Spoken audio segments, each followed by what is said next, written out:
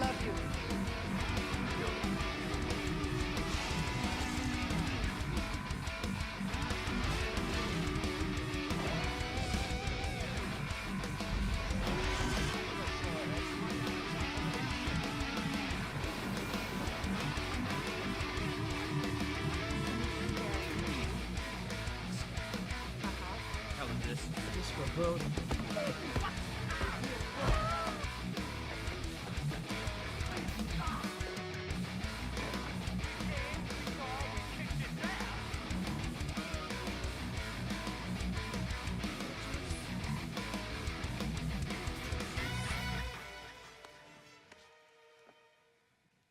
Beetlejuice. It's showtime. I was Live worried now. that Beetlejuice was going to be shit. And I was like, oh, this actually looks great. We're live, Graeme. Live. Okay. I wasn't going to say anything, but hi everyone, and welcome to the Nerdy Up North podcast. It's a nerdy podcast, and it's hosted by Northern Nerds. I am one of your hosts, Sam. And I am the other host, Paul. And as per usual, when we have Graeme on, he derails every fucking thing. So yes. I am the You were queen of chaos. tangents. Yes. So yes, as you've probably seen, we've got the floating head that is Graeme joining us tonight. He is 40 now, so in gear years, he is practically dead. Just get used to seeing him because he hasn't got much shit left in him, let's be honest. I feel like Mombi right now. I Yes. feel like, could we not have done the graphic of a glass case around me? And I just did have think about it, the but floating head in it. yeah, but it's one of those things. It's like time, effort, and and I'll be honest though, Graeme, because I love you to bits, but your head moves around so much it's impossible to actually fix a graphic perfectly around that as well. It's basically because of my webcam, like, it doesn't screw to the top of the monitor. I gaffer taped it to the top of the monitor. I noticed the monsters. It kept going down slowly, and then it bounced back up again. There's this high technology of going, I have loads of like tripods and stuff that I could probably use. Nope, let's gaffer tape it to the top of the monitor. Fix it with So tape. funny. He's making this like poignant point on Event Horizon, and his camera's just slowly going down. Yes. And Brilliant. also joining us, we have the returning masterpiece that is the wonderful Kelly. And Masterpiece, yes. fucking hell. I was trying to think. It's a Picasso. It's a bit More like a finger painting. But yes. No, I'm always excited when Kelly's on. Like she gets my type of thing. She's an 80s queen as well, so that's always great. And once again, twice in the same week, we have the beautiful Jess, who's going to make it like a hat trick when she's on next Sunday as well for Mallrats. And she forgot about it, as you can tell by That's the Yes, I like to spring it on you people, just to keep us like dead. Because next week we've got Donna and Jess and Sonia, so that's going to be a fucking trip. But yes, My God. so with Graeme as always, Sammy, please get the fucking disclaimer out. Yeah. I'm running out of time to say it, Sam. Everything discussed in today's episode is our opinions and our opinions alone. If you'd like to discuss anything from today's episode, please come and join us on the Facebook page, our Discord, or the comment section where we can have an open discussion. But what we won't have is anyone coming for us and telling us our opinions are wrong. We can all agree to disagree in fandom. So let's keep it fun, keep it kind, and keep the toxic behaviour out of nerdism. Very well said. There you go, And Greg. on that note, fuck the Tories. And they stop. The Tories. Register to vote. Get them out. Right. Yes, Manchester, everyone. But yes, there's the political statement out of the way, as I knew it was coming. This is going to be an interesting podcast because we are all a little bit tired. Some of us are a little bit delicate because even though it was his birthday last week and I said I wouldn't say happy birthday because he wasn't watching because he's a dick. That's your punishment. I was literally busy. Exactly. That seems more like a your problem than a my problem, Graeme, but that's fine. But he is in tonight and we all celebrated the love with Graeme. So happy 40th returns, Graeme. And I just say, Graeme put on one of the best shows that I've ever been to. Like I say, I've been to Boulevard, been to a few drag acts in Manchester, and this was up there with some of the best I've seen. So well done, Graeme. Graeme, your shaking vac fucking blew me out of the water. Like I was like, when I saw it in your apron, I was like, I actually have a record. I have a recording of the performance, and all you can hear in the background, because Kelly's right next to us, going, "He's got fucking shaken back." I'm pretty sure I heard it from the stage. I heard it, and I wasn't sure if it was you, Kelly, but I just heard "shaken back." It's Kelly. You knew the song was coming, Kelly. You knew the jingle was coming. And can I just say as well, what I loved about last night as well, that homophobia is strong, living strong and proud in Sunderland, because the amount of people that walked into that bar, saw what was going out, and walked straight back out had me in kinks. Sunderland, I am judging you. It's really difficult because the problem is, like, Bobby, with the event that we had was at Bobby's Sunderland, and obviously Bobby's in Newcastle, is on the gay scene. It is very, very popular. It is an amazing place. Sunderland, they opened one, and it's not doing as well because I don't know. I don't think Sunderland's ready for it. Like, it's this idea of you get so many people. Like, I remember that the last time I was there in like drag, sort of helping out, like a guy came up to me and then just went on this unprompted rant about Sam Smith and non-binary people, and was just like, "Oh, I just don't get it. You know, it's all stupid and they're looking for attention." And you're like, do you feel like you just carry this around with you and you just go, "I need to unload this on the first LGBT person that I come into contact with"? I'm just my bag of angst. it was literally this unloading of angst, and I was like, "Okay, that's good. Go to the bar and have some purpose." But no, it feels a bit weird being like, "This is a gay bar. This is like the worst possible place you could initiate this conversation." Yeah. But you're not going to win. To be fair, though, it was great that, like, I was more surprised by the amount of people, like punters, that came in like off the street and were just like, "Oh, this is mint," and then just joined in, and they bought raffle tickets. They sort of contributed. They even contributed to like the teapot auction, which was a bit nuts. Yes, you heard it. You heard it right there, folks. We auctioned off teapots last night, and Nerdy Lee is a proud owner of one of those teapots. Yes, which we have now named it. He has to drink it out as the vessel that all his beverages need to be drink out of that teapot. Otherwise, we will judge him and disown him. So there.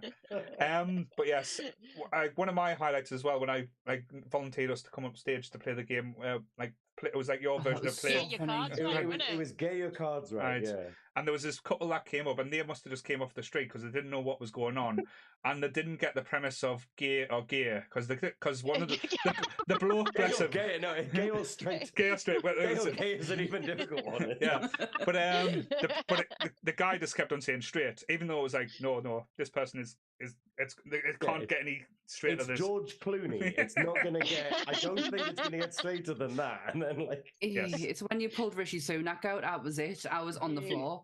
No. What? It's not called Rishi Sunak. It's called.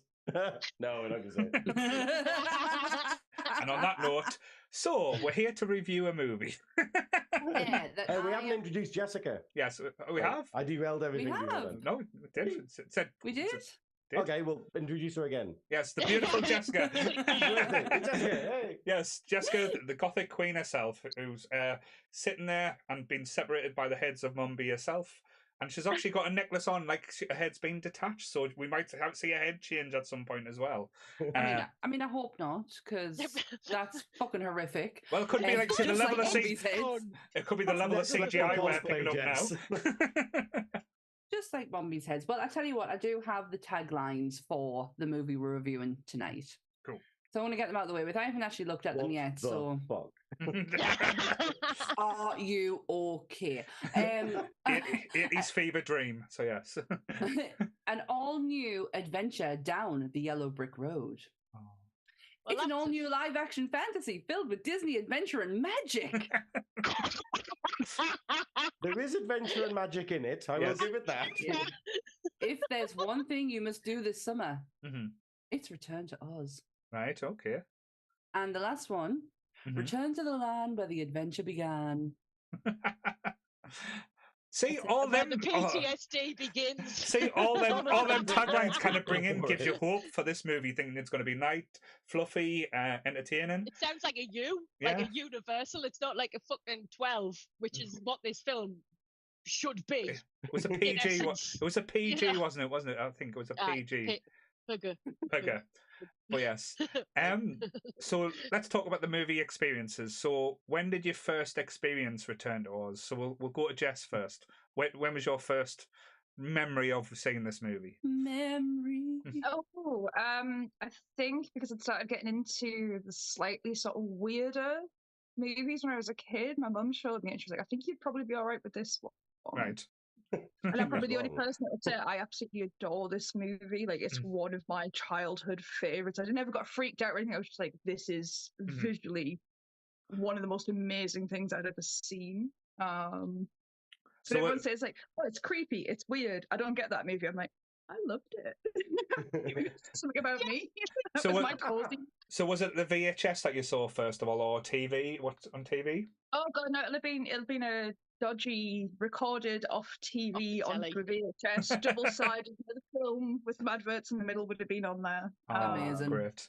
Yeah. That's how all movies in the 80s should have been watched. Recorded on VHS with adverts in the middle. In a video case that looked like a book. That do that. On the YouTube channels where they have like movies and they put stuff in. They were written on with biro what they were. Yeah, I still and if they were LP or long play or slow play. Oh, God. When long play came out, that changed the game for video recording. You could get 3 movies on instead of just the 2.5 that you used to get. But what about you, Graeme? What was your first experience with The Land of Oz? Oh, well, the question phrased like that, it's really odd because like I genuinely don't remember when I first saw this, and I'm pretty sure it would have been on TV. We never had this on VHS or anything. We never had it recorded, so it would have been one of these like TV things. And I kind of just have to wonder what time of day it would have been. Like, you know, it's the lunacy of you not quite knowing if it's after Watershed or not, you know, because I've messed up the movie. But my first interaction with The Land of Oz was bizarrely, talking about VHS tapes, was an anime series that I sent you the link for earlier. And it was an anime version of The Wizard of Oz called The Wonderful Wizard of Oz, I think. The Wonderful Land of Oz, I think. And it was based upon the first 4 books that Baum did. And it was basically, I loved it so much, and it had the most badass theme tune ever, that I got my grandma to work out how to do the recording on the VHS player. So she could record it for me every day, and then when I got round, I could sort of watch it and stuff. And so and it was just this wonderful little memory that you try and explain to someone nowadays, and they're like, "Okay, what's a VHS player? You know, how do you tape things? Do you not put it on the planet to record? What is this show? Because no one seems to get it. No one seems to have seen it. But Return to Oz, because it's such a massive deal in gay culture, because it's a massive. You know, where we talk about the Wizard of Oz being massive in gay culture, where there's all these references such as like a gay person being a friend of Dorothy and stuff, and the metaphors crossing between them. Return to Oz is equally in there, where it's one of those cult dark films that gay people just gravitate to. And so I kind of found it, I had that before I actually saw the film for what it was, but I'm sure I saw it as a kid at some point. Oh, cool. What about you, Sammy? Oh, I do remember seeing this as a kid. The likelihood is I probably saw it with my granddad, because my granddad was the fountain of all pop culture knowledge, like just sitting in his chair. He never left his chair, and we would just watch everything. So it must have been him that I watched it with. Watching it again, I was saying this to you earlier, it made me more uncomfortable as an adult. Watching it than I remember it did as a kid. Yeah. Because as a kid, I just think like I'm just looking at colours, motions, and you know, pictures, and that's all it is. And now as an adult, I'm like, holy shit! What the fuck is that? So, because I'm leaving Kelly to last, but there's a reason why I'm leaving Kelly to last. Is it because I smell? You smelled beautiful last night. I didn't just sniff you in a creepy way. That's fine. But mine, there was a video rental store in the town centre. It used to be just off Park Lane, and every so often I used to go, like when we couldn't get a videotape in the Man in the White Van, we used to go there, and my mum and dad used to hate it because I used to pick the same movie each week that we used to go, because it had to be Return to Oz. Because, like, let's be honest, videotapes back in like the 80s were quite expensive to own. It wasn't like like it was easier to rent them week by week than it was to go out and buy them, and some of them it was like quite impossible to buy, like brand like videotapes. So I used to rent the Return to Oz. One, because I was obsessed with the Wizard of Oz. Like that's one of my first ever movies I watched as a kid. So having anything to do with like Oz lore or like that type of world, even though the contrast in movies are so different, it's just mind blowing, like how different these two movies are. But yeah, I think because I loved films like Neverending Story, like that type of movies, it was all like on the same wavelength. But yeah, like Sammy said, I didn't get the tones or the references, and like in this movie, like we're going to talk about, when I was a kid watching it now, it's like more disturbing and like upsetting, and makes you hate a few of the characters, which you never thought you would actually do, because of the treatment or how they act towards things. But yes, so the reason I said I'd leave Kelly last for this one, because when she made the Facebook post today, and sorry to do this to Kelly, but it did touch us a little bit, because she said her first memory, and I'll get her to tell a story, was quite poignant. But I just want to do a little bit of a dedication, if it's okay. So just for the say it, I want to dedicate this episode of the podcast to your sister Joanne, because of Yes. Yes. Oh, now you're going to have me crying. Happy tears. So, yes. My sister unfortunately passed away quite suddenly 3 years ago, and it's coming up to her anniversary on the 30th. Anyway, we'll just put that to one side. I know a lot of people on the Nerdy Up North group are aware of this and have been very supportive, as I joined the group around the time of when this occurred. Anyway, so Return to Oz. My mum took my sister to see this in the cinema. And my mum always would say, "Oh, Joanne, I took you your first ever cinema trip," and I was just like, "Fucking hell, scar your child for life." That's where the trauma starts. Exactly. Like that's where the cannibalism started. That's where the trauma started. But we had like a cabinet, and it was filled with videos. Lovingly penned, taped with the video recorder, and Wizard of Oz was one of it, and I absolutely played it to death, to the point where it would like judder, periodically through the like watching it. But me and my sister really bonded over this film, and I totally get where you're coming from with when you're a kid, you don't get trauma, you get the colors, the movements, no storyline. One of my favorite cartoons as a child was When the Wind Blows, which is fucking hell. Where basically Raymond do you ever get the impression of just going, this explains so much? And sorry, I used to watch this elderly couple in the peak of nuclear war basically dying, and I loved it because it was a cartoon. And my sister used to walk in the sitting room, see me watching it, and run out screaming because I was basically watching this old couple deteriorate and like rot, and their teeth were falling out, and their hair was falling out, and their gums were bleeding because it was a cartoon. And I really liked the guy who did the singing, which is obviously David Bowie.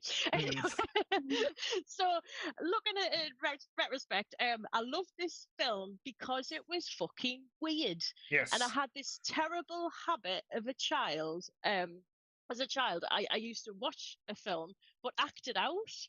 So when I Mom, I'm watching Return to Oz. Will you make me pack lunch? Like, for fuck's sake, you know. And I used to eat my packed lunch when she used to eat her packed lunch, and it was just like it was a very immersive experience for me. And I must say, I know we'll talk about the Whalers, but I need to get this in. One of my favorite exploits as a child, I used to have a pair of Fisher-Price roller skates that used to do that. God. You know, so I would adjust to the foot as they grew. I used to put them on my feet, and I used to put my sister's quads on my hands, and just fucking frolic around. How did you not smash your face in? Them Fisher white skates will snap your foot in half if you maneuver any such way. I had a hula hoop and I used to put it in the kitchen, and my mum had the old twin tub, and I used to just spider about on these. Kelly, were you the inspiration for the ring? Going through rooms and stuff. Wow. Kelly, I love that your mum's just sitting there being like, I hope today's a normal day. And then you're like, I'm a wheeler. Here I come. Coming down the stairs, and she's like, never mind. It was just like, well, I just used to crack on and make my own entertainment, because my sister and my brother were just like, my sister was 8 years older than us, my brother was 12. They had no interest in this little weird thing, so I just used to make my own fun, and it was all based around watching stuff that perhaps I shouldn't have been watching. Oh my God, Kelly, I wish we were friends when we were younger, because you sound like a fucking hoot. Like, just imagine like coming knocking on Kelly's door. Are you coming out to play? And here she comes on her fucking skates. Oh wow! Or just could be getting it, like, and that's gonna sound really weird, getting a dog lead and just pulling Kelly along the street. Come on, Kelly the wheeler. Kelly, roller boots. We can have a good time. I'll tell you one thing, actually, because you've just reminded us. There was a time when it was my mum wanted us to get out the house because I was doing her nutting. So she was like, learn them, and she gave me a pair of stilts. my granddad used to be very kind of into wood making and stuff, and he made a pair of stilts, so she gave us these stilts, and I was just like, ooh. So for the next 3 hours, I did a few top resets, and by the end of the day I was walking around the streets of Pennywell on a pair of stilts, going up and down curbs and going around. Wait there, you're the legend of Pennywell, the weird kid that on stilts that used to walk around that people used to talk about. Then, yeah, it was just crack on, play with some stilts. I would. I have a strange feeling that the Wizard of Oz isn't quite as strange as your life, Kelly. The Kelly of Oz. The Kelly of Oz. I know Mombi exists, but well, to be fair, if Kelly exists, fucking anything can exist now. But yes. Kelly, my childhood was exactly the same. My brother and sister were 7 and 10 years older than me, so being that weird kid that's everyone's older and grown up, so I'm going to watch all these bizarre movies and turn into such a weirdo. Oh my Kelly, you've got the chat absolutely creased. Absolutely creased. Oh dear. But you made them cry. Great, you've made them cry ugly tears and laughing tears all at the same time. There, all at the same time, you got them all the emotions out of them. No, sorry, I know. Like I said, I was playing a little bit of thing. Just when you put that post up, I could not have ignored it and not reference it. It's a good dedication for her. Like I say, I miss her every day, and we bonded. So we would quote things out of it. We used to go around my nana's house and touch her ornaments and shout "Oz." You know what I mean? We used to it was and shout Dorothy Gale at each other. You know? Dorothy Gale. I have to say, after watching this show, film again on Wednesday, I've literally been sending people voice notes being like, is that a just it's how ludicrous it's done, it's just the whole film in aspects when you think about it is is it classed as the official sequel to Wizard of Oz now, or no, is it just a It's not related at all. I think they had to actually pay royalties to MGM to use the aspects that MGM brought into the law. But hence the reason you don't have half of the characters back in it is because they wouldn't give them up. Yeah. Oh, I think it was shoes with the issue, because the rights had lapsed by the time they chose to return to Oz, but the shoes technically are MGM's, because I think in the book they're actually silver. They're it wouldn't be right to give them silver shoes. They'd pay for the rights just to have those shoes in for that small amount of time. I know with the shoes, because that was why the ruby slippers weren't in the James Franco one, the Great and Power of Oz, because that was the one thing they couldn't get the rights back for.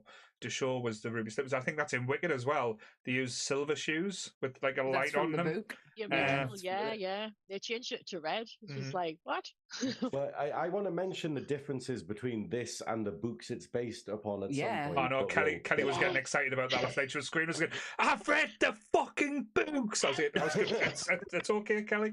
Oh no, I love that because I'm dead interested to know about the differences. But it's one of these things that they're really similar in some ways, and then you just like one thing I'll say before we get onto it is we talk about how dark this film is and how it's like so sinister and stuff, and yet in the book versions there's so much humor. There's all these comedy characters that exist in the book, like C-3PO kind of things from Star Wars, where they're like comic relief, and they just went, no, we'll take those characters out, and you're like, you had the perfect chance to make this a kids film, and you went, no, we will deliberately not, and you're like, okay. Well, the stall out for like at the start of the movie as well, because they've got basically Dorothy with PTSD from like a time in Oz where she's like dreamed about it, and Aunt May's going, just stop talking about Oz, god damn it. Yeah, because Aunt May is bloody Piper Laurie, the mum of all mums. I was like, I've just been watching Yeah, she's the mum of all mums. I was like, oh my god, she doesn't stand a chance. No, she's gonna get left in that asylum for the rest of her days now. Piper Laurie from Carrie. Yeah. They're all gonna laugh at you. That's laugh at you, Dorothy. God. I quite like what Society Strays, welcome to the chat, said in the thing. Did anyone else pick up green ornaments and say Oz no matter what they were? That's exactly what Kelly was talking about. That's just Kelly's life now. I think Kelly just does that still. I'd hate to see you at a jumble sale, Kelly. Oh on a car boot sale, just walking around. 5 hours at Tynemouth Market. Oz. Oh my god, let's do it. Let's have a day trip, Nerdy Up North day trip to either CM car boot sale or Tynemouth Market with Kelly. We wouldn't make it out. We wouldn't make it out of CM car boot sale. What some of us would get killed. It's quite teapots I would get. Oh my god, keep Lee away. Oh god. But yeah, the Ghost Trade quite dark with this one as well, like at the start, especially with like how Dorothy is being treated. It's kind of like she's the pariah of the family now because she has these thoughts, and it's kind of like they're losing the farm. The house is not getting built, even though they're building the house themselves. It's like fucking hell. It's not that bad these days. But then you see the newspaper article where it's like fix your family with electrotherapy and shit like that. It's like, yes, girls having weird dreams. Let's give a lobotomy. Fucking hell. She wasn't even having weird dreams because she wasn't sleeping. That was the problem. She wasn't getting to sleep after the initial, and she's not being able to sleep. But it's almost like her mind is just full of this land that is preferable to the land that she's actually in. You know what I mean? It's like the 1900s. Depression is everywhere. You know. Uncle Henry can't be asked to build this fucking house. His leg is mended. That was hard as fuck. I was like, have this pipe. And it's just like she's doing as much. She's just, and the thing is, bear in mind, and Uncle Henry, it's not her mum and dad either. She's got this preferable sort of like haven in her head, but she can't sleep, and I almost see it as what they're trying to do is just stifle her as a person, as an individual, you know what I mean? So let's get these fucking electrodes through your head. Be normal. From it, when I rewatched it today, I was like, I had a little cry while I watched it, to be honest, because it is horribly sad when you take context to it, Dorothy. Yeah. Then the parents, it is that thing when you hear Aunt Em says, it's like, they're going to have to get a mortgage. They never considered getting a mortgage before. They don't know if they're going to survive into the winter. Like, what will happen? That puts Dorothy in a precarious position. They could lose her. She could get taken away. And that stress as a parent where you're just trying to hold everything together and you don't know what to do to fix that child. So you pick an option. It's not a good option. But you do whatever you can if you see something that might just help, because they're at an absolute loss now what to do with her, and how much further will this damage her as she goes on. It's not a great option, take your kid for electrotherapy to fix them, but given the times I kind of got, it seemed like this is all we've got now. This is what we're going to have to try and do. Well, it ties in a lot with like modern stuff nowadays because we have a horrible thing where we still haven't banned conversion therapy in this Yes. country, Yeah. which is the idea of just going, oh, and you know, people think that like people take their kids to conversion therapy or they try to sort of like, you know, use religion to get like sort of, you know, gay out of them or whatever. And you know, people think it's always bad. It's always because they're homophobic or something like that. But a lot of the time, they're just kind of like going, we just want our child to have a normal life. And they kind of see this going, hey, this, if you have a gay life, that's going to be hard for them. That's going to be difficult for them. And they're kind of, and it's this roundabout, weird way of trying to care in some places. And you're just like, and that's kind of what this is, where they're literally going, we don't know how to help. This says it'll help. We're at the end of our rope. And yeah, and it's kind of crazy drawing parallels like that. But, Yeah. No, but you can see it now, though. That's again, that's probably, as you said, with it being, that's why a lot probably the gay community is drawn to this movie, is because, well, any type of society, it's like probably women as well. Like I say, they would try a certain way, or like if at certain times you thought differently, you were like, oh, let's burn her at the stake type thing. She must be a witch for wanting to read a book type thing at certain ages and times. I'm not saying it's the same now, but it depends what the book is, really, to be fair. I mean, the thing is, there's a lot of metaphors in this film. Like, well, I don't think it's intentional at all, but you know when something gets picked up on and then it becomes like the de facto metaphor of, obviously, this is a euphemism for drugs and the idea of basically like, where it's the idea of Dorothy effectively has had this wonderful experience, this magical thing that she's experienced during the Great Depression, during this awful thing. And then basically now she's in cold turkey. Now she's basically sort of going, oh, all you can think about is that experience, that moment. And it's the people around them not knowing how to help and not really going, that's cool. Like, it's like, you know, taking hallucinogenics. I mean, I mentioned it in the group chat about the Scissor Sisters have a wonderful song called Return to Oz on their debut album. And it's all comparing Return to Oz, the movie, to crystal meth. And what happened with crystal meth, where basically everything was so bad, people were taking it, they were getting hooked on it and stuff. And then the world just becomes a horrible place. The Emerald City's fallen apart. You know, you've got all these talking heads. It's a beautiful, beautiful song that basically describes the come down of this kind of addiction life to Return to Oz, where you go, hey, I kept taking the hit, and then eventually it became this barren landscape where nothing was what it was. And I quite like it. I quite like the idea of this being the parents being like, hey, stop talking about this wonderful life you could have had. You're here now. Yeah, you've got to live in this moment. And she finds it very difficult to do so. Hence the trip to the sanitarium. And then you meet the doctor as well with his, he's describing how friendly his machine is with his face and stuff like that. I'm sorry, that was not a friendly looking machine. Get fucked. That is not, I do not want that anywhere near me. Just because it's got a little fucking tiny tongue thing. If the tongue goes to the left, you die. Don't let it go to the right, though. But I'm glad as well that, like, when they went to the sanitarium, they made it look as fucking horrific as basically as it could be. So that's where, again, when you think about this is a kid's movie, or meant to be.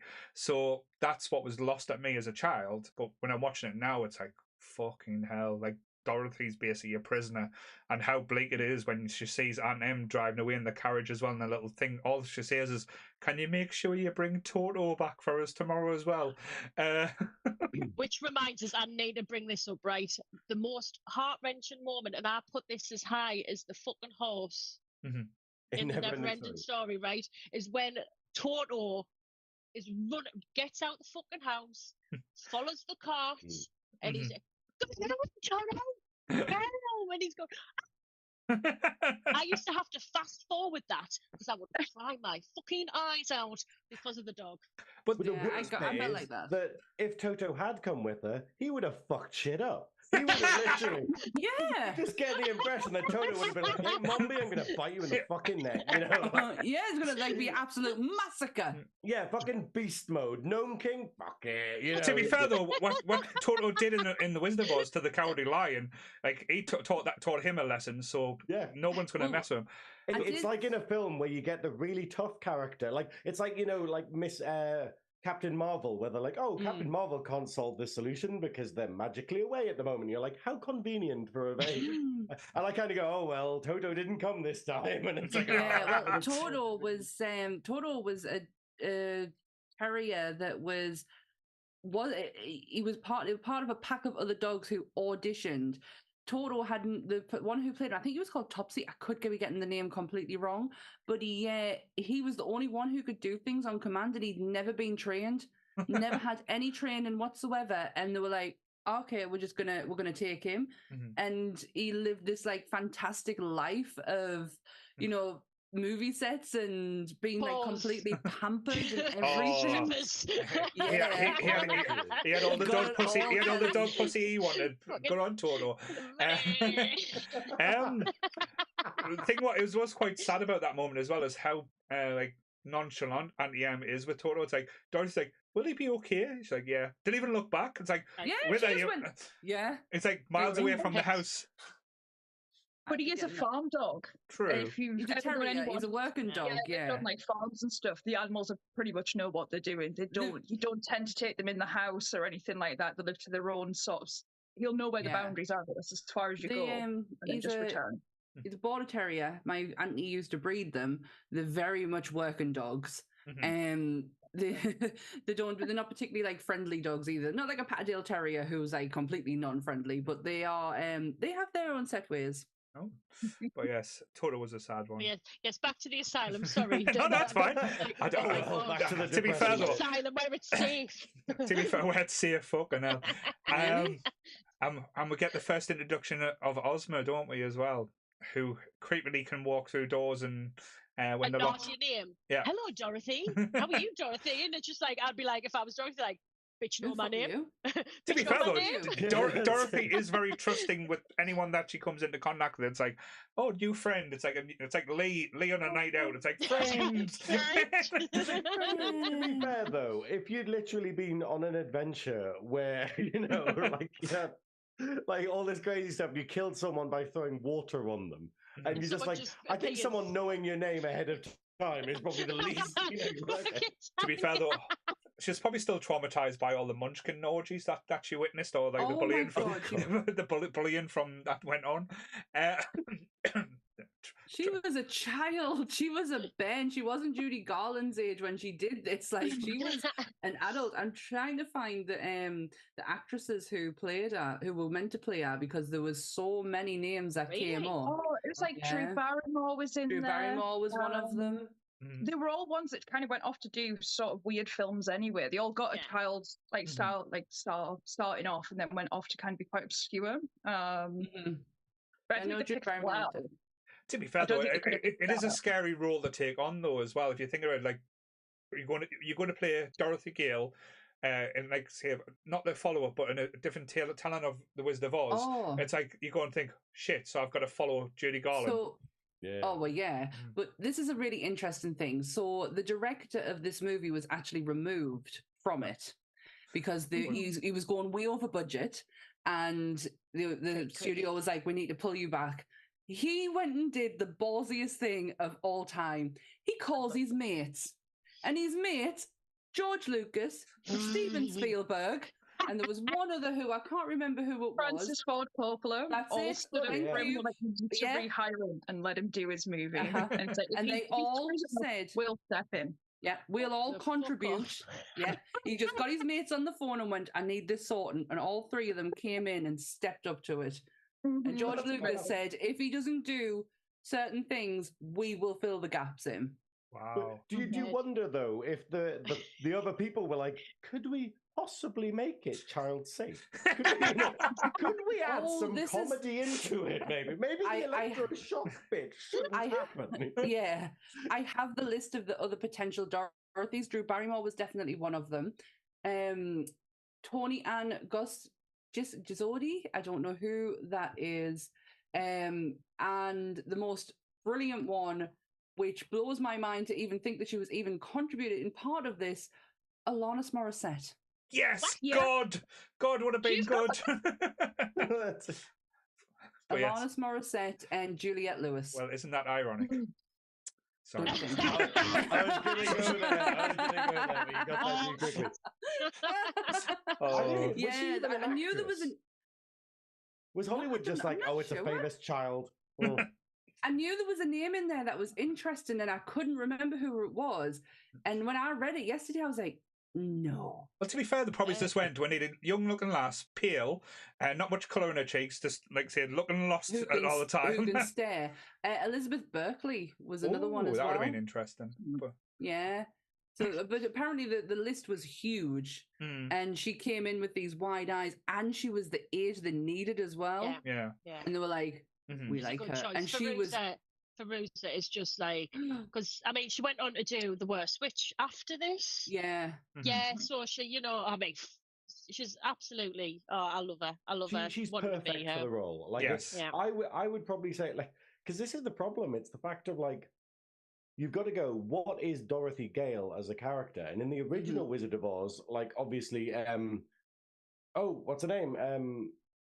Judy Garland. Judy Garland, mental blank. Judy Garland. Wait there, Graeme. What's going on here? The gay council's going to get me for that one. I'm like, what? You forgot who Billy Porter was yesterday, and now you forgot who fucking Dorothy Garland is. They're going to take my gay card off me, so I won't be able to get a 10% off at H&M anymore. Now you've turned 40, you became straight. Oh no! Oh no! Oh damn it! Oh, I love the clam. Anyway, but that sounds like something Kelly would say. That's it. She's rubbing off on me. Oh no! I get even more straight. Anyway. Verbal herpes, name. Double herpes. Verbal herpes. It's not just herpes. It's double herpes. But it's the fact that Judy Garland is perfect in the original Wizard of Oz with its wonderful like magic and optimism and stuff. But Fairuza Balk is insanely perfect for this one. But it's got this look of fear, this look of sort of like this edge to her that basically just is. She's so good in this. She's amazing for a child, you know. Yeah. How did you feel about how they got her back to Oz this time? Because it wasn't a tornado or anything like that. It was like almost like a thunderstorm. Kelly looks like she's got opinions. Kelly looks like she's about to rage through the screen. Right, yes, I am going to hark back to the books.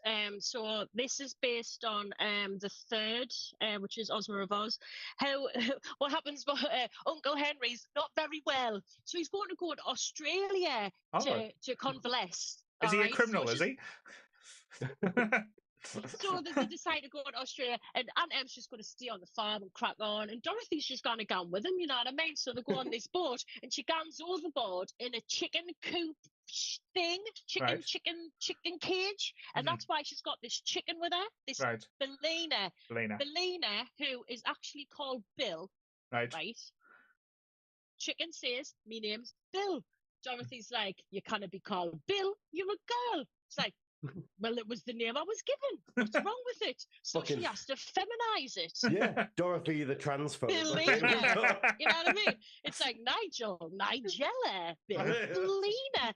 What I don't get is how this fucking chicken at her farm appears in this movie cage. Movie magic. Fucking bullshit. I call bullshit. Bullshit. Did she sneak on the cart? Like, how is she there? It's just ridiculous. It's just ridiculous.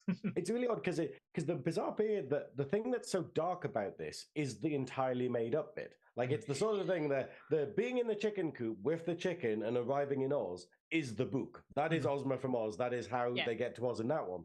Everything about the sanitarium and everything about that does not exist in the books. That is, it's literally, and you're like, so the darkest part of this movie, you can't even use the excuse of, oh well, it was like that in the books. Well, it was the like, time, it was the time and the place, and we put a fucked up writer, but but it is strange that it doesn't really. I don't like the continuity. Chicken continuity just really fucks me off. I'm just like, dude. Continuity. Well, it's just like, how did you get that?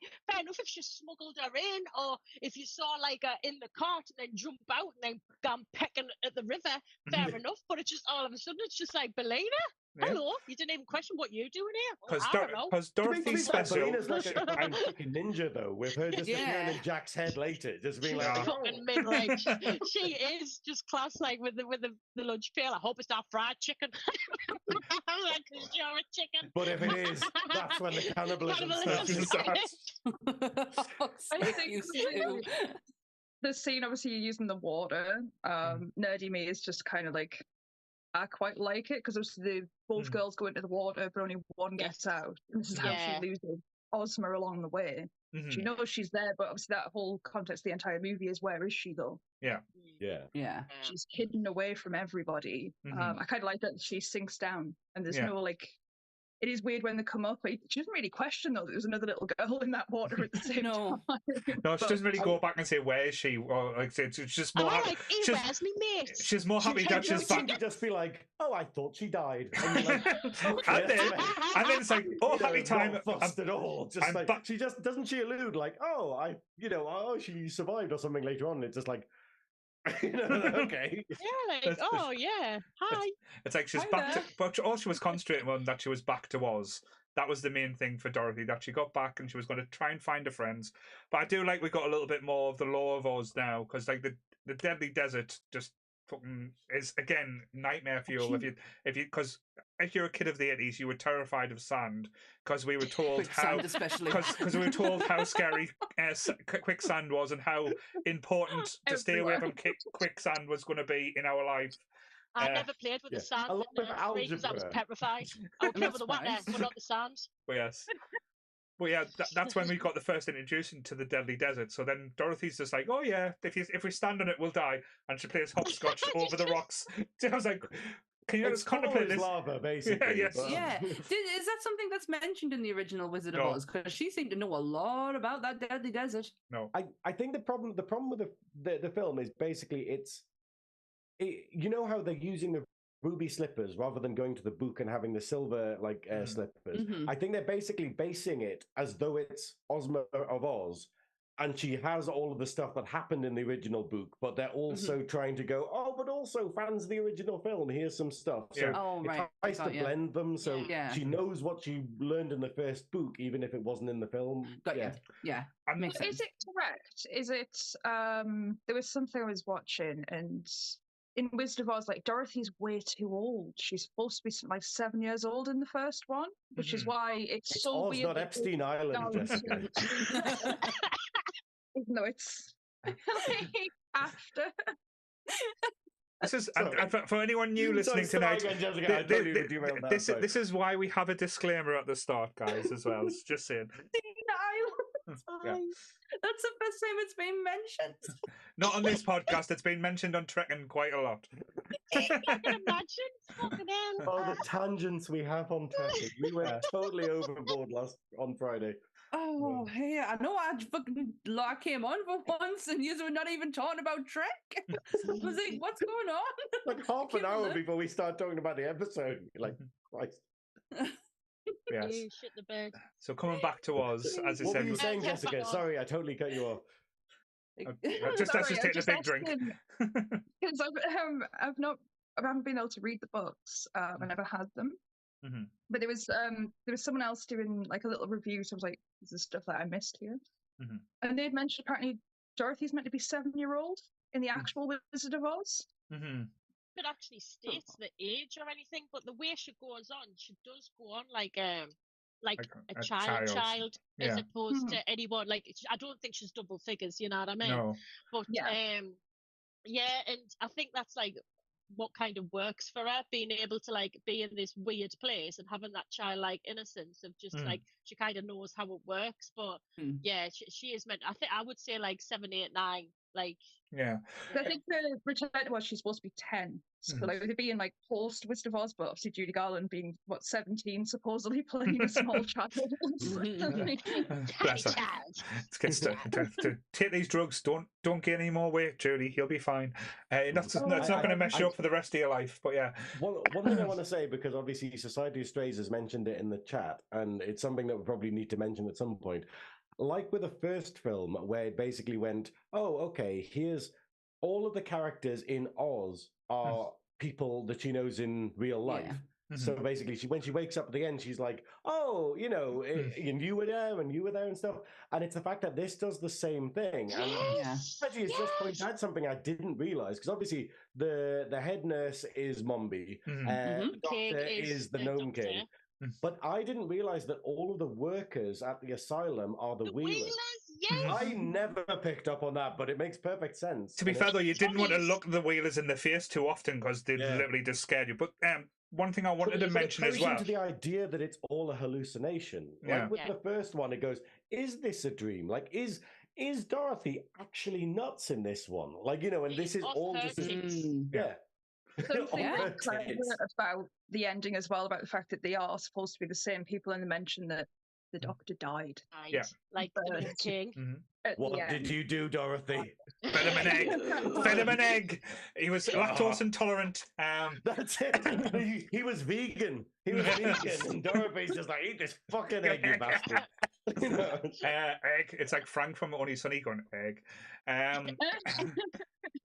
But yeah, but one thing I do want to touch on as well, because this, like, when she gets off, like say the deadly desert, it's the first time we're introduced to like the practical effects in the movie, like properly, where we get the rocks moving, and you see the face on the mask. And again, as a child, this is one of the first things that did scare me. I was like, oh, that's not right. It did have Labyrinth vibes, but I think me and Sammy were talking about before. It's like stop motion that they use, isn't it? I believe.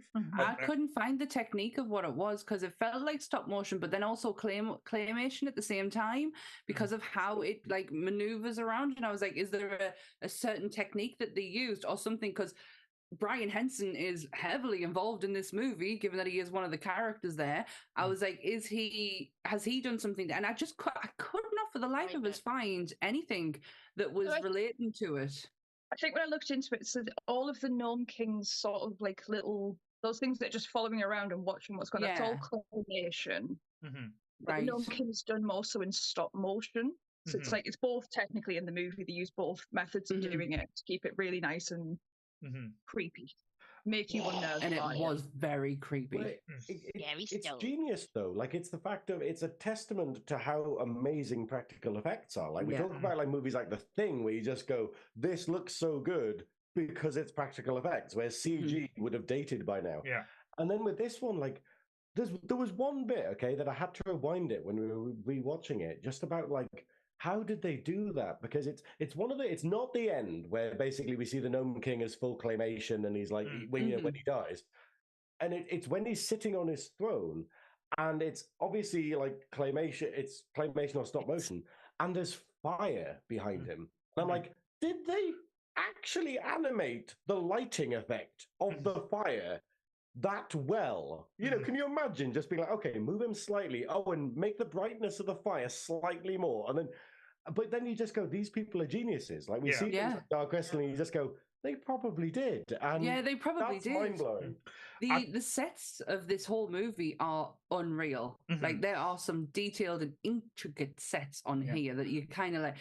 I always remember as a kid wanting to be in Mombi's bloody House of Heads. But I just take a weight off your shoulders. But talking about but Sammy's made a good point. Everybody knows your name. Sammy's made a good point though about the sets, because that did throw me when I watched this as a kid. When I watch it now as an adult, I appreciate it so much more, because when you think about it back, like Wizard of Oz, I know we are going to reference it quite close, because Wizard of Oz was Technicolor. Everything was super like neon bright, like everything just like shone and looked shiny. But with this being such a dark and bleak movie, like Emerald City's destroyed, the Yellow Brick Road, but even the bricks for the Yellow Brick Road looked fucking horrible. They didn't look great at all, did they? No, because I liked how she got to the Emerald City and like 5 Yes. minutes. Whereas in the original, it took her fucking ages. And she was She's like, too busy this bloody was the singing. yellow Hey, brick road. she knew where she was going this time. She The knew the fucking route. chicken was chasing her. That chicken must have been tagged. You know what I mean? The reason why they used the ruby slippers for in the Wizard of Oz was because of Technicolor. They really wanted to enhance the color of the red, which is why they went down that route as opposed to the silver shoes. Well, silver would have been gash. Gash, yeah. Total gash, Kelly. Total gash. And it's crazy that same kind of thing, because do you remember with like Rocky Horror, where the idea for Rocky Horror that it was going to all be black and white at the beginning, and then the only thing that's actually in color is Frank's lips in red when and you're just like, is that a Wizard of Oz reference? Potentially. Because it is. It's all based upon horror, because when you watch the movie at the start, when they're at the wedding, Tim Curry, Patricia Quinn, all of them are at the start in the church. In Box End, and you've seen them before, and then they appear later on. And there's no connection. I love you. And it's kind of cool that sort of this thing that Richard O'Brien wrote to be like, a homage to pop culture, mentioning all these sci-fi films and all these things based upon stuff. And you're like, yeah, of course, fucking gay stuff like the Wizard of Oz, like, this queer culture kind of thing. He managed to get my Lord and Savior Claude Rains into a lyric, into a song. So happy days. I can't believe we haven't done a Rocky Horror episode yet either. That's just madness. No, we haven't. It's crazy. Get on it. To be fair, though, I was going to say, if we do it, we'll try and get a few people on, but the caveat that come on the episode, we each get individual characters given, get dressed up, and we have to do that in full dress up as well. I would do. Do you know I've done Rocky Horror like my entire life. I have been going from a very young age to where I should not have been, and I have never once dressed up to go and see it. Nah, really? Never once dressed up to go and see it. Who would you? I can give you some sound bites from Patricia Quinn, because I got to spend an evening with her one time, and there was some amazing trivia about that movie that she was telling me. I walked past her at a convention and just went, "Hi." And walked away. That's as much as I did. If we ever did Rocky Horror, who would dress up as Frankenfurter out with the team? All of us. I don't think I've got. I just imagine it's just a whole room of Franks. I've already done it, actually. I've done it before. Oh, I'm thinking. Imagine Lee getting Lee dressed up as Frankenfurter. Don't, because he'll do it. Like, that's it. It's like you say, like, let's get Lee to do this. It's like Lee would literally do. He dressed up as a mutant turtle because you said it'd be so funny if you came on as a mutant turtle. The fucker painted himself green. Okay, boss, it's done. It's done. Like, there's no need to say let's get Lee to do this because he'll do it. Yeah, that's it. Let's not tempt the fool. Possibly. Exactly. Oh no, I've got it in my head now. It's an idea. It's playing. It's going to happen. We've got some gaps to fill, so can we just go back to one of the Wheelers being the head Wheeler, who was absolutely terrifying. He's an actor called Pons Ma. Yes. I've been reading about him recently, and I've had to pull his stuff up again just to make sure I'm getting it right. But he is like this world-class puppeteer. He's done Golden Child, Masters of the Universe, Team America. Fuck yeah! He's honestly Buffy the Vampire Slayer. He's a puppeteer on that. Blues Brothers. He was a supervisor on that. Phantoms. Affleck was the bomb in that. He was a puppeteer on that. George of the Jungle, his resume of work is unreal. So what I read was he was not acting, which is the problem in this movie, possibly. Oh, I didn't mind him. I thought he was. He was terrified of TikTok, though, wasn't he? They thought he thought he was in an episode of Doctor Who. That's all I'm going to say about this. Yeah, I totally understand that reference. It was definitely like an 80s Doctor Who bad guy, definitely, but it still shit you up as a kid. I don't care who you watched. You saw the Wheelers come about. As a kid, as an adult, I was like, beware of the Wheelers. Fuck, I don't want to know what they do. But the thing is, with that, you know what vibes I got from? I got a big Warriors vibe. Yeah, especially the setting of it as well. Yeah, it was like almost coming down. I wondered if the Wheelers in this kind of seemed like Okay, sorry, I'm gonna go off on a slight one here. Okay. Obviously, we all know one of my favorite games of all time is the video game Silent Hill, which works very much like this, where the monsters in Silent Hill are all representative of things that the main character is scared of. Not the main character, but the one of the main characters things she's scared of. Like, so there's monster dogs because she's scared of dogs. There's monster moths and stuff. And it's kind of like in this where Wheeler's kind of, to me, represent like the older kids, like that sort of, you know, that fear people had in the 80s of like biker gangs and sort of punks and stuff, where it's like, oh, you know, punks are evil. And we know now, no, they weren't. You know, like punks and metalers are like the nicest people in the entire world, and they were in the 80s.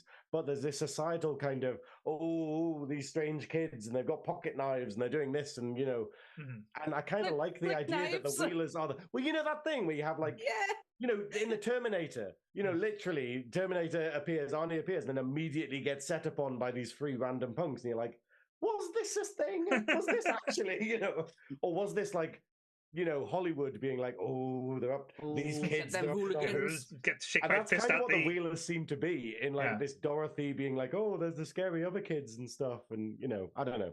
For me, there was a great description I found on when I was watching a couple of videos, and someone described them. It's like, why did they all look like they fell into Billy Idol's wardrobe and then fell back out? There's a lot of chrome in there. For me, I love the outfits. The outfits are fucking great. The masks, the masks were brilliant. But who dressed them? No, probably well, they kind of dressed themselves because they've got wheels for hands and stuff. But for the Wheelers, when I saw them now, I was like, right, they're just a replacement for the winged monkeys. It's just another different version of a little minion. How like the big wicked bad witch is going to have a little minions to her doing it. But like as you said, there's few, like when you're watching the movie, there's so many different traumatic things. The first one is when they're in the sail asylum, like that is just terrifying. Second one, as soon as you see the Wheelers, it's like fuck. It's like they kind of introduce it almost like a computer game now, that like the bad guys are leveling up and you're getting all the interests now. But when they come on and you see the mask come on, like you hear the noise, like everything makes it's hearing them first. It's that like that little noise, which is reminiscent of the trolleys in the asylum. That little kind of creak, and it's just like, oh, what am I going to see? Because it's hearing something, and then like it's the anticipation of what am I going to see? And then normally the anticipation doesn't match up to what you're going to see, but this time it fucking does because of the face, the mask, the face, the mask. Oh, just to answer Graham's question, it was a guy called Raymond Hughes who dressed them, and his other notorious work was Jewel of the Nile. Oh yeah, I did mean in the context of Oz. Yes. No, I just wanted to give you the actual person. So, Sammy, you asked the question. Sammy, give you the answer. I actually have IMDb open already because I was looking at something earlier, and I was like, I'm gonna find that out. But they do look amazing though. Because like the darkest bit that I saw is it's near the end when she's got them all like kind of leading her car, but she's like whipping them and they're all screaming and she's just screaming to go faster, and it's like how brutal she is on them. It sounds like a few parties Lee's been to lately as well, so yeah, it's fine. I do like that Mombi goes full dominatrix. It's just like the original head is the dominatrix head, you know. No, definitely. But then the chicken. Well, that's what it is. That head, the true head. The true head. That is. But was it case 33 or 32 or something like that? It was like case 33 because it was the same number as the room that she went to the asylum. Right. The asylum door that they open is 33. Her head is 33. Oh, it's honestly, it's the magic of IMDb, Kelly. Love it. Silly bit of trivia about the different heads. So the one with the dark hair that chucks her into the room at the top, and then explains at the end that obviously what she'd done, like she's the nice one. That is the wife of Kenneth Cranham from Hellraiser. All right. Okay. Yeah, it's Kenneth Cranham's wife playing that part, and silly bit of trivia, but no, that's cool. No, that's cool as fuck. That. I like that in the book, Mombi. Well, she's not called Mombi in the book. So I've got a name. Where the fuck is her name? Princess Langwidere. Langwidere, yes. Oh, honestly, that's so much better. Oh, they combine two characters. So basically, in Land of Oz, the villain is called Mombi, and she's basically an old witch. So she's like the typical old kind of witch kind of thing. like an old haggard woman. And then Princess Langwidere is the one who has multiple heads, but she doesn't have any magic. So they kind of went like, hey, she needs to be magic and she needs to be the multiple heads. But I've forgotten the point I was going to make about it. But yeah, this is what I do all the time. Oh, I like bollocks! on and then just loses it. Yeah. She's not scary in the book. She's just this ditzy vain. Oh, I think I'll put on another head, and this one will play mandolin, and this one I will view my head like this, and then I will put this head on and view it like this. That's it. And it was this idea that the heads are like, what is it, vanity, where it's basically it's all about the look of them, but the heads have different personalities. So the heads, so some of the heads are bad and will do bad things, and some of the heads are good and do good things. So she's not necessarily an evil character, but like for the purposes of the book, she's wearing an evil head for most of it, and you're just like, it's such a weird concept. There wasn't a slight confusion for me when they come to the heads when I watched it as an adult, because they made the reference saying, "Oh, all the heads are off the 6 dancers," and I'm looking around going, "There's more than fucking 6 heads in them cabinets. Where they come from?" I think there was more dancers. The thing that concerned me, I think there was more people missing heads in the thing. What concerned me is obviously when everything fixes at the end and they go, everyone's back alive. And I'm like, oh, please don't let them go. And it just literally, everyone, the Tin Man comes back to life. And he's like, yay! Oh, there's just these bloody corpses in the ground. And he's holding an axe. He's like, oh, what did I do? Oh, what did I do? And then the third film is like a courtroom drama. Okay, where it's basically them trying to get the Tin Woodsman off. It took us a while. When I was watching it, I was like, how do I know Mombi? Like, where have I seen her before? And it's bloody Willow. Yes. Yeah. She's in Willow. And I was like, oh, makes sense now. But she was also in House of I think she's the creator of House of Elliot. If anyone remembers that from back in the day.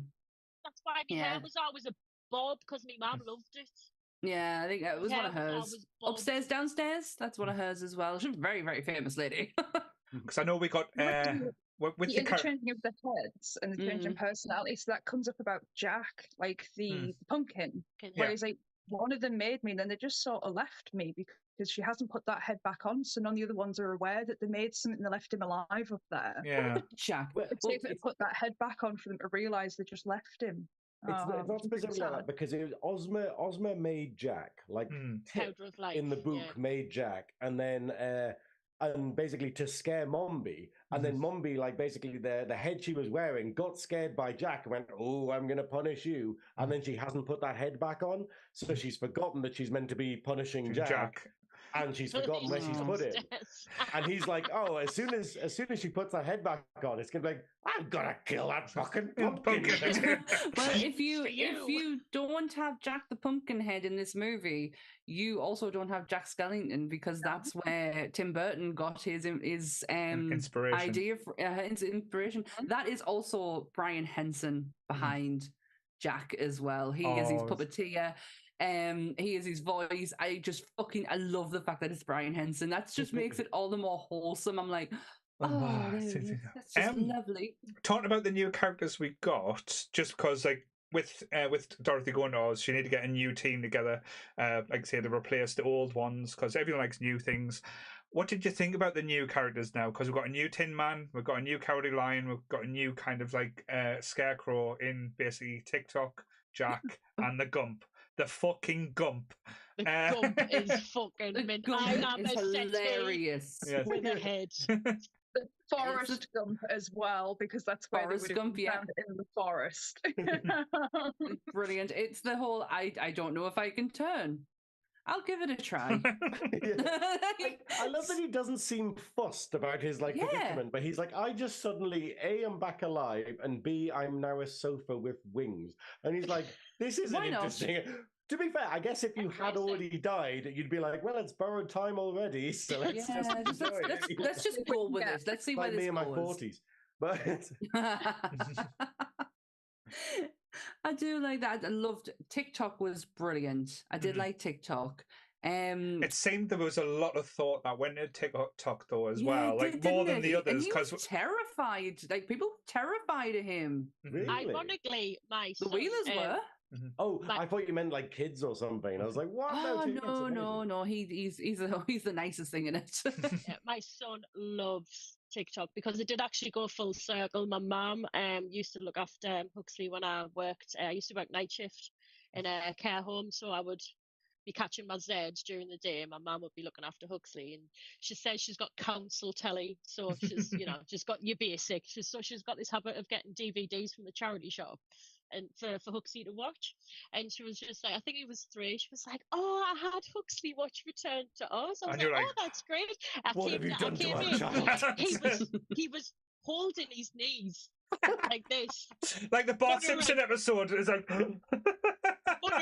muttering, wheelers, heads, Bobby. But ironically, he loved TikTok. He's all about this idea of the army of us. He's like, "Mommy, is there like lots of them? Like loads of TikToks just going into battle?" And I was like, "That would be fucking mint." And then you would just have this person just winding the twats up. "Get on, son. Get off. I would want me. Saying that though, I wouldn't want me back on TikTok because he said it was good for 1,000 years. But when you wound him up, it only lasted half an hour. It was oh, it's when Dorothy when he's going like nuts and Jack's asking what's going on, and she's like, "It's with his mind. It happens to people sometimes, Jack." And it's like, "How are you, Dorothy, man? Like he didn't mean anything by it." I love it though that it's like that his mouth can be working, but his mind isn't. And I love this sort of idea of going, yeah, you don't need to think to talk. And it's like this is a little social commentary about it. Although I will say something that hopefully no one here will understand, but did anyone go to Cuba and know who Little Jeff was? Years ago. I know kind of. There was a DJ in Newcastle. He died like many, many years ago and whatnot, and he was amazing. He was like a local legend DJ, but he'd been in a car accident and he had a horrible limp and he walked like TikTok. Oh, and that was like a nickname behind his back for ages. No. And it was just this horrible thing. And I just remember just being like, it's true, but it's horrible. It's a bastard. But, I thought you were going to say he had keys in his back and people used to turn them. I tell you what, Lee and Adam can turn my keys any day. Oh, here we go. One thing I will mention, though, is one of my favourite things in the whole thing, which I laughed out loud at when I thought about it, is the bit where TikTok's wound down in Mombi's palace, and Dorothy goes in the middle of the night to be like, "Oh, okay, we'll get TikTok," and then she's like, "I'll wind you up and we'll sneak off to the thing." Can you imagine the next scene where he's just like, "We'll sneak up without waking Mombi." Boom, boom, boom, boom. He's just like, sorry, Lulu. I've just put my can up. It wasn't you. It was TikTok. God damn it. It's just like the least subtle, creature in the whole film. But there's a line from him that's so dark where he mentions about obviously that he doesn't have he's got no humanity, and he's like, "I'm very proud of that I have no humanity." Yeah, he's like, it's very dark in the sense of like, I won't have to experience things like you guys do. At the end, they're all ready to bloody leave him. Yeah, I think I'm happy dying because I'm not alive, and you're like. No, but I think someone says to him saying, "Oh, you're not scared." He goes, "I do not get scared. I do not love. I am happy." No, sorry, he didn't say happy. I will never be alive, and I am glad for that. I was like, "Oh fuck." You can be a pet, but they were all very willing to like at the end where they're like, "Where's TikTok?" And he's like, "Oh, yeah, he's not there." Oh, I like the medal. Oh, that's a nice medal on your antler, Mr. Gump. Oh, thank you. Hello, Deus Ex Machina.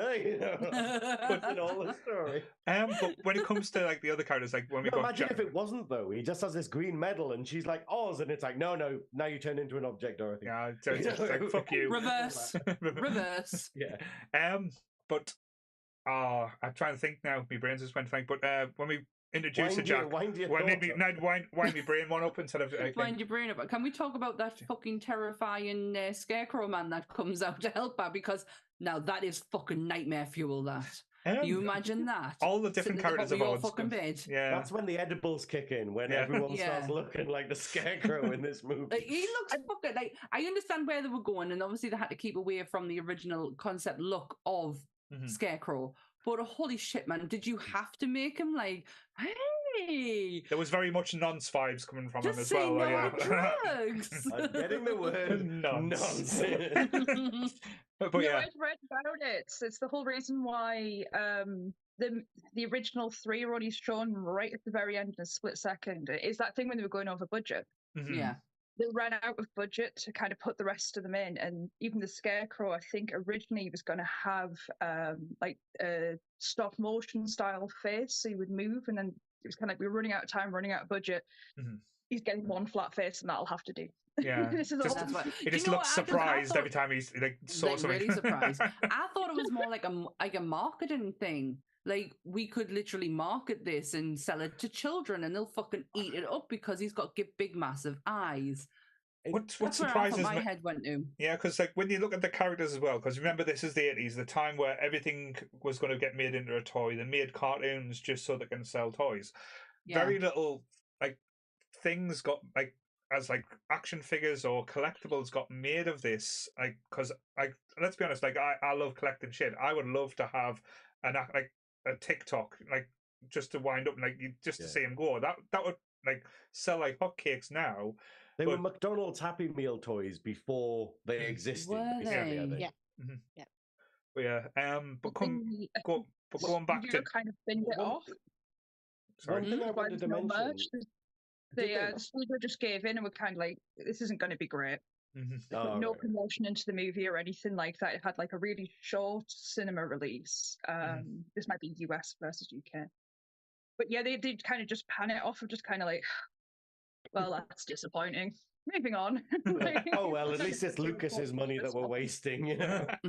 But the one thing I want to say about the Scarecrow is I didn't realize that it was a budgetary thing that his face is like that. I thought it was because in the book, the irony of the Scarecrow is that in the original story, it's like he doesn't have a brain, and then he's trying to get a brain, but he doesn't become a genius. He No. doesn't become a genius just because he No. gets a brain. He's actually still dumb, but he's not as inept as he was before. So the joke is that he's the ruler, but he's not actually a genius in a weird kind of way. Mhm. And it kind of points fun at him being like, yeah, you're just a normal person now. And he's like, I'm a genius because I can do 2 + 2 and stuff.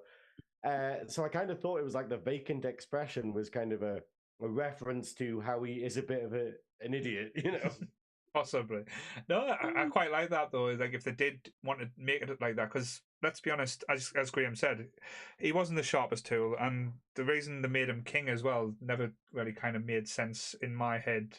Type thing. I don't know if that was Well, part of the books What would as we well. know about putting idiots in charge in England, Paul? I mean, come on.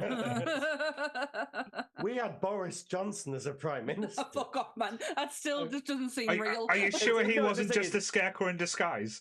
Fucking hair was fucking straw-esque. To be like, fair, wasn't the it? Scarecrow in this movie is less gormless than Boris Johnson, so Had more Yeah. facial expressions.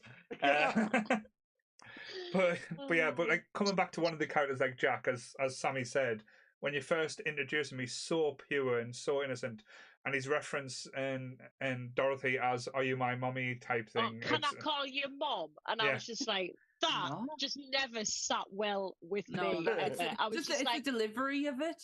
Mhm. Like can the I call delivery just you mom? Uh-huh. no. can I call you Mom, Kelly? Can I go? Mommy. Mommy. Mommy. Mommy. Mommy. But no, it just never sat well with me. And then, I don't know. I never really got. Mhm. Jack used to like piss me off a little bit. He was just. I don't Bit of know a wet if it was because of blanket. the size of his head. But it was just, I love the design of him. I Yeah. love it. Mhm. I love that everyone was expecting you to complain about something else, Kelly, and you're like, no, that head is. You as a child was like, that head is incredibly disproportionate to that body. That is unacceptable. I To be fair write though, him that- off now. That's just Chris Back on a to my daily wheeling. basis, isn't it? Like his head's too big for his little body. Yeah, I love that aesthetically. I love the design of Jack. I think he Yeah. looks absolutely spectacular. Mhm. And it He's just got it's like shit crack. yeah, he does. He Shit does. crack. It's just he's too. He's I know like Brian Henson is like the most wholesome of wholesome people, Mhm. and I love the fact that he's behind it all. But he made him too wholesome, where I just needed him to be just a little bit more assertive, as opposed to, "Can I call you mum?" this No, is, you're I fucking think, honest. problem. I the think problem is Graeme in made the book. point earlier as well. This would have been the perfect element to bring humour in. Yeah. This would have been the Yeah. jokey side, the jokey, like as the Scarecrow was in the original. This would have been Yeah. a good thing to have the laughs, and that's as a whole. This is what this movie lacked. I don't think I smiled for a few times for this movie. I don't think I laughed at all while watching No, it. I don't think All of the that. humor lands darkly in this, so you can see what's meant to be the jokes, but you're like, no, that doesn't. But the thing about like Jack Pumpkinhead is he's the only character that who isn't meant to be in this, because the book, the Right. film is based upon Ozma of Oz, the third Oz book, but Jack is a character in the second one, Land of Oz. And he only gets mentions Yeah. in the third one. It's just like a backstory of Ozma, who is now Queen of Oz. Yeah, Yeah. so it was just like he's like an afterthought, really. Yeah. But in Land of Oz, he has a foil. He has a character called the Sawhorse, which is basically a wooden horse thing, and they have this rapport between them where they're basically Jack is a dumbass and the Sawhorse keeps calling him out on it. So it's like so they kind of took Jack as a character and went, hey, he's really annoying, but then took away the person going, you're an idiot, and like making completing the kind of like the thing. And it's a weird one, but they obviously went, that'll be great for kids. Kids will love a fucking giant, terrifying pumpkin man who should be played by Doug Jones sent back in time. Yeah. You know? Totally, yes. For me, though, obviously, I might have taken like completely different notes from the movie or something. We've all got different notes to Kelly. That's all I'm saying. When she meets him and he mentions, obviously, he was created and then just left. And he panics as he's starting to rot because he doesn't know how much time he's going to be alive because he's been given no context to life. And little me is just like sat there, just like, oh, this is so awful and so sad. And I get the reason why he asks, like, could she be his mum? Because he doesn't know anything. He is just this little empty vessel. He was created and just left. Like this poor little thing that has no concept of anything that's happening because he's never been allowed to know anything. He just got put in the room and left. Look at Jessica looking at the nuance of it, and we're just like shitting all over the fact that he wants to call her mum. We're like a tribe of TikToks with no humanity. Fuck Pumpkinhead. But it brings into. I'm gonna just dip out for a second. Yeah, sure, Jessica. But it brings into sort of play the idea of like, you know, obviously this is a magical kingdom and we have all these things that are being made alive that shouldn't be alive using this magic powder. And it makes you go like a child, you know, have the innocence of a child where they have no context. They have no, train of thought of, they don't know what death is. So maybe to a child, the idea of not existing anymore isn't that frightening. It's as you get to an adult and the idea of going, oh, death, it means that life ends and there's nothing. And so you kind of go like, oh yeah, if they'd only been alive for like a couple of months or a couple of weeks and they're like going, oh well, I wasn't alive before. Like you wonder if you learn fear of death rather than it being ingrained in you type thing. No, yeah. That's really interesting, Graeme, because that reminds us of the part where the gump starts falling to pieces and they just like start to plummet, and it's just like it's everything's gonna like die. Everyone's gonna die, and Jack Pumpkinhead, I'm sorry, Mom.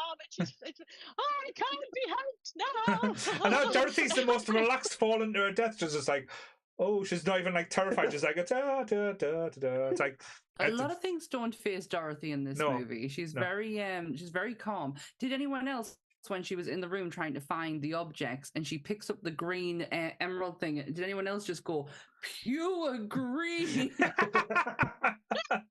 In the head. I've made pure green. Pure green. Oh, we all love a Blackadder reference. It's where my head instantly went to, and I was like, oh, you are not in this film at all, are you? Well, right, I'm going to disappear now because my battery's saying it's low, so I think there's something wrong with my plug, so I'm just going to go in the depths. Right. Okay. And I will emerge. She will come back and come out to the depths. Kelly will fix a plug, basically. Oh, yes. Right. Now this is she's moving around. Now this is not a carry-on sketch at all. One in, one out. What's going on? Hold on, Liz. Hold on. I didn't have it switched on. Oh, for fuck's sake, Kelly. At least you got the internet on. That's the main thing, Kelly. It's all good. Bless you. Because I know where we are in the movie as well. Like as I said, we've been introduced to Mombi, and shit got real. Like I, as a kid, thought that was going to be the main bad guy because, as you said, witches in Oz never really play out well, and that's to me was a scary thing. But then we get told that no, Mombi isn't the big bad; it's the fucking Gnome King, and Yeah. it's outlanded chickens, like because everyone's kicking off about the fucking chickens. No one, but we don't know fucking- why. It's never really explained to us till towards the end. Well, you're gonna find out. But when we meet the Gnome King as well, there's two different aspects. I love the claymation, the stop motion that was used. That was thing. But when we got like the human in kind of like in the costume, it looked great, but it lost a little bit of the impact that we got with the claymation. And there was one thing that stood out to us now, and I couldn't take my fixation, was his eyes, because the makeup would have been like doing something because he had the most bloodshot eyes I've ever seen. I was like, oh, he's not enjoying that experience. But for me, that again, I know choices and things made. I would have preferred them if they kept them the stop motion Gnome King, because it was much more terrifying than like the man in the outfit. But his whole plan is to become human, like through collecting souls effectively. So everyone forgets about Oz type thing, isn't it? Yeah, and that's why it's like he gradually, as more of them turn into objects and they fail the test, that's how he gets more human until he becomes a human. Although it does kind of spoil it, where it's gone, hey, here's a crazy threatening villain, and look how evil he is. And then he's like, look at my little red shoes. And you're like, and I was literally just going like, it's a tough move to pull off, basically. Just imagine just like the Dark Lord Sauron in like Lord of the Rings, and he just comes out being like, fluffy slippers. Well, the guy who played him is Nicole Williamson, who is like the actor of all actors. Like he is theatre. He is, thespian. He was actually dubbed one of the greatest actors apart from Marlon Brando. It was like he was in the same caliber as him. He was very well respected. He was actually from the Netherlands, apparently. But yeah, he's very well respected, like thespian actor. I felt like he was doing a very good Tim Curry impression, because every time I took my eyes off the screen, I was like, his voice and everything sounded like a Tim Curry impression, like maybe from Legend, but they wanted Tim Curry, that's why. Oh, really? right. He was considered as the Gnome King, a bit like Dorothy. Sense. There was considerations of other actors. I think when I looked at the list, they're all people who went up and did movies like that anyway. But see, he did Legend instead.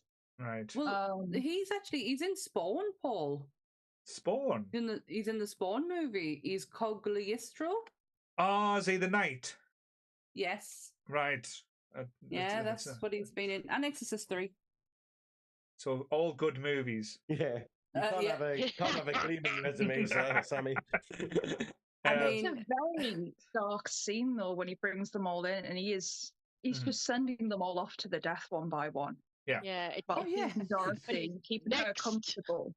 But he does gives Dorothy a chance, though. I like that he gives Dorothy a chance. He's good. If you forget about your friends now and fuck off home, you can leave. Doesn't, though. It's hubris. It's the fact of, it's the idea of he is so confident that they are all going to do it, that he's like, I'm going to toy with them, which is kind of worse than just outright killing them, maybe. That he's so convinced that she's not going to be able to do it. And then as soon as she actually starts doing it, he's like, end the game, fuck this shit, and you just kind of go. So I think that's kind of crueler than just kind of killing her straight off. But it's his hubris that leads to him being defeated, because I think Mombi actually asks him, it's like, well, if you've got him, why have you not just killed him? It's more fun to do it this way. Yeah, like, I'm having fun with it. Torturing them. Yeah, and I like how. Sorry, Kelly. It's no, it's all right. What's really funny is like when she does like just fucking randomly just knocks one out, like it's like me last fucking go. I've just got to spin round. My fucking hand's gonna go like this, and I'm gonna like touch something, and then I'm just I knocked over that green thing. I must have touched that first. I'll just do this. And when she goes on a mission, it was a green ornament, and he's fucking gone, oh my god, shit's going down. And when he emerges as this fucking massive stone crazy creature, and she goes, but you said if we could just, and I'm like, dude, right? There's this massive stone thing that's going to fucking annihilate you, and you're like, but we're playing the game. And she's got no fear. There's no fear. She's like, but, and I was just like, oh my god, you're so brave. No, wait, you have no idea of the magnitude of the sheer hell that he's going to put you through when he. It's crazy. This is the point where fucking Toto would run up there, fucking in that cunt. Pardon my language, but just literally. You've said worse. Just gets a fucking paw, punches him in the face. The game over. Honestly, that's why Toto's not here. Just absolute game over. To be fair, though, he wouldn't have even gotten there. It would have been a Toto egg, and no one wants to eat that. Just saying that. That's it. Oh, Toto doesn't need it. What brings down the Gnome King? Egg. But seriously, egg. But because this is why I'm so glad. I'm so glad we've got Graeme on, who is the egg expert. I know I am. So explain as an egg expert, Graeme, why is the egg poison? I have no idea. I wondered if it was a metaphor for eggs representing life, and the Gnome King being sterile, Gnome King representing stone and stuff. I wondered, but I have no basis. I have no knowledge if that's true. When I was watching it the other day, I was like, because I had to watch this in 2 parts, because I just had to. Exactly. When me and Ian watched this on Wednesday, we went, oh, what film should we watch to follow this? And we watched fucking Logan. It was the most bleak evening I've had in a very long time. Why would you do that? I was literally just like, should we watch Grave of the Fireflies and just complete the horror trilogy? just Watership down this shit. Oh, come on, let's put Schindler's List up. Requiem for a Dream. It's just been added to Netflix, so you could have had like a time there. Oh, happy day. Oh, happy day. Oh, happy day. I think we needed to watch get Happy Kitten videos or something on YouTube. It's just something to be happy. Just something to feel life again. I just couldn't wrap my head around it. I was like, a fucking egg. Like, I would have ate that shit up as a kid. I know I would have. Yeah. But as an adult, I'm like, a fucking egg. That's what took the Gnome King down. It's not just the egg. It's the fact that you see the egg going round and the Gnome King's still sitting there with his gob open, looking going... His face, that's exactly it. It is brilliant though. That facial expression he pulls when that's dropping down is excellent, because that whole jaw is like extended out, and he's like, oh, but then he just says it in the most dramatic way to Dorothy. Is don't you know, eggs are poisonous to gnomes? No. Where she comes from, there is no gnomes. She's not going to know this. And Belina is just fucking gutted that her egg, the one egg, because she's had some problems with the laying of eggs. Can we just say though, foreshadowing? Massively. She's had problems. Full Chicken Run vibes with it. Chicken Run. How Chicken Run should have ended, the Gnome King. But it's just so offended. She's like, hey, I've been working on this egg. You are saying my egg is poison? I'm like, I'd rather eat us than say the egg's poison. Child ugly. But I like the idea though that we should have paused it and said it was at this moment that the Gnome King knew he'd fucked up. It's just like 2 moments later. And he's just falling to the ground. I do want to mention how amazing, but is it Belinda? Am I saying that right? Belina. How she changes from chicken to puppet to chicken to chicken back to puppet again, and how it's quite flawless.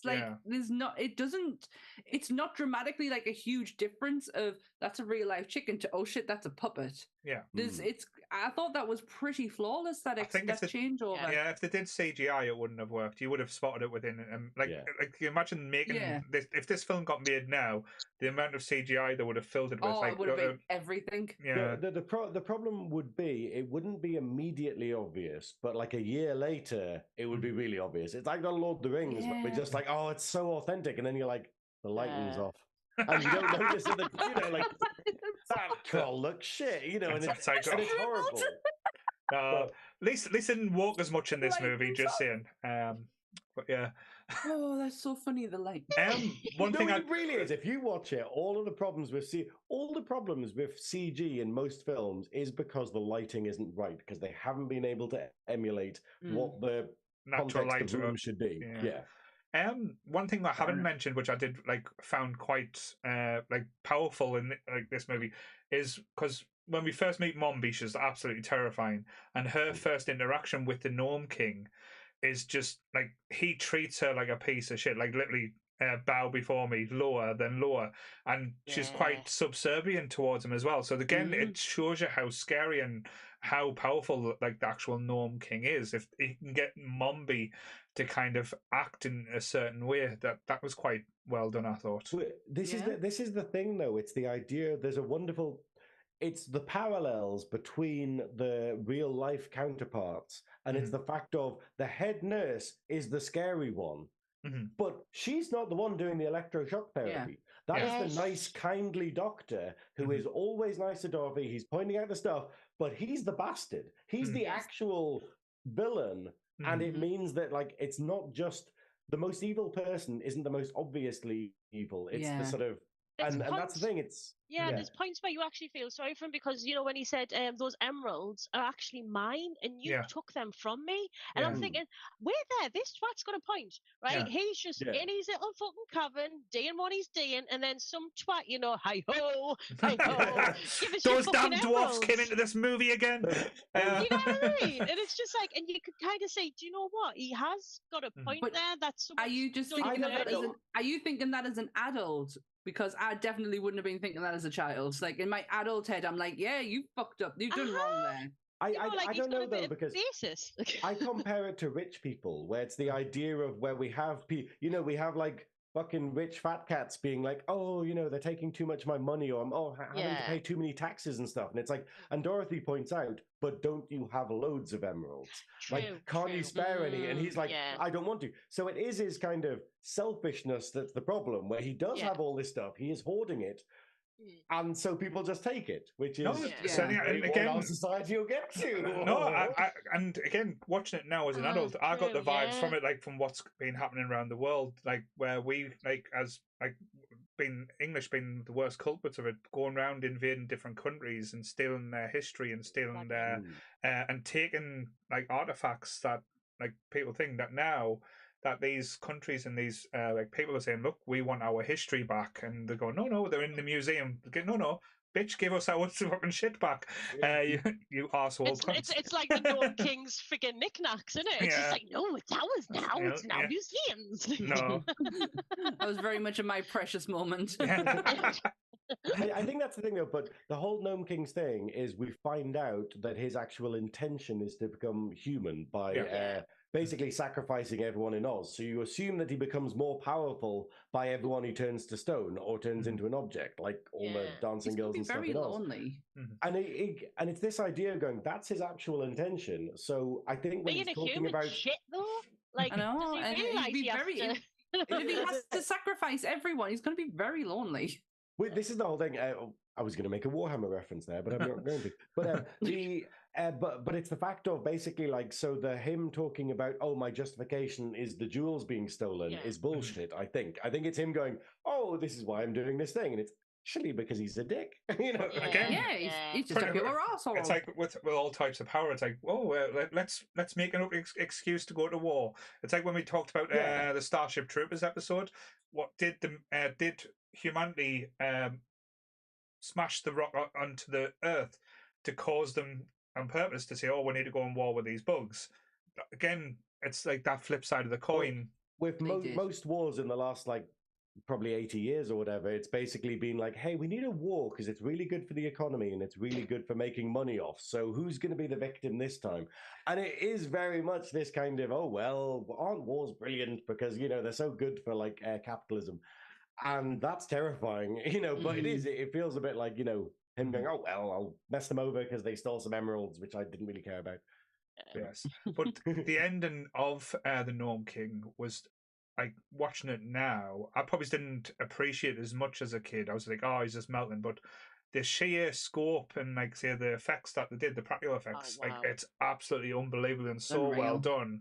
And it's terrifying as well because you can see them just fading away into just like these stones, and then the building goes down. But again, they fixed it with the ruby slippers, and when we saw the Emerald City getting built up again, it was very reminiscent to the old Oz and everything. But looked Oz. it didn't have that grandeur of like from the original film, which I was a bit disappointed about. But at the time, I didn't know that. I generally thought this was like a direct sequel. So I was like, "Where's this big, massive, like glittery Technicolor?" You're looking for the horse of the horse of every color. I'm looking for the purple horse. I am. That is the only one redeeming quality I have of the Wizard of Oz movie is that fucking horse. I love the idea though that like you know, you were talking about the budget and stuff, and they just spaffed the budget in the last 5 minutes of this film, where there's like 5 people in the whole film, and then it just goes to a scene with like 50 people on screen at once, and you're like, what's this? Who are all these people? You know, they were made of stone. Yeah. And then Mombi's had her powers taken away as well, and said, "What's the worst thing that you can do to a witch? Take her powers away, take her magic." I was like, "All right, that I'm sure like there's other worse things you could do to the woman." You could kill her. Cage probably helps. You know, it's regardless. The cage would be a problem. But then, as you said, we've got Dorothy back in Kansas City, and it was kind of, I wonder if they were thinking about a follow-up as well, because they did the whole, "Oh, Dorothy, if you ever wanted to come back, you know, all you have to say is, and we'll bring you straight back." I was like, all right, and they're looking for a sequel here. Definitely thinking it's going to be a franchise, but didn't quite play out. But what, well, like, you wonder if that's the resolution, though. Like we're saying, it's a mental illness that Dorothy's got because she's so obsessed with Oz and she's thinking about it. It kind of plays into the idea of going, look, you can come back to this magical place occasionally when you need to, but you can't live in it. Right. And so it's like we have with stuff where we go, don't get obsessed by stuff, like video games, but be able to function outside of them. Yeah. Like, no, we can't tell them. That's our core audience. Don't stay obsessed with us. It's basically stay with us, please. Go to work, do that, and then finish work, and then do all the nerdy stuff. It's like that separating of priorities, I think. And I think it's not quite a Ghibli film. I'm just worried now. Is this turning into an intervention for me? I'm getting a little bit scared. Yeah. Have you got a little sign under that table that's like intervention? You have enough pop vinyls, Paul. I'm just saying you have more than enough pop vinyls. But no, it kind of feels like that, where like a Ghibli story where the main heroine kind of grows up and learns a life lesson over the course of the film. This feels a little bit like Dorothy has learned to separate Oz, and she can do that. She can open that window when she needs to, but she's not. Which is exactly the same story as Labyrinth, where at the end of Labyrinth, he goes, "Hey, we're here if you need us, but don't ruin your life and get caught in the rain and get hypothermia, you dumb bitch." Because I mean, she does choose to go home because she says, "I have to go." Because it's like, "Stay with us, stay with us." She's like, "No, I have to go back." That is like her conscious choice of like, "Yeah, fuck, I need to, go to the real world." But she made that choice originally, and apparently she didn't fucking like that because she couldn't stop fantasizing about this world that she'd been to. How quick did Uncle Henry get that fucking house put together, though? He doesn't mess about, does he? No, when he gets started, mind. When he thinks his band's like just gone. Because I mean, to find her on the riverbank. Let's get that fucking house sorted. You wonder like how much she like messed it all up or something, where he's like, "Oh, finally she's gone. I can actually do some proper work." I can actually get it done.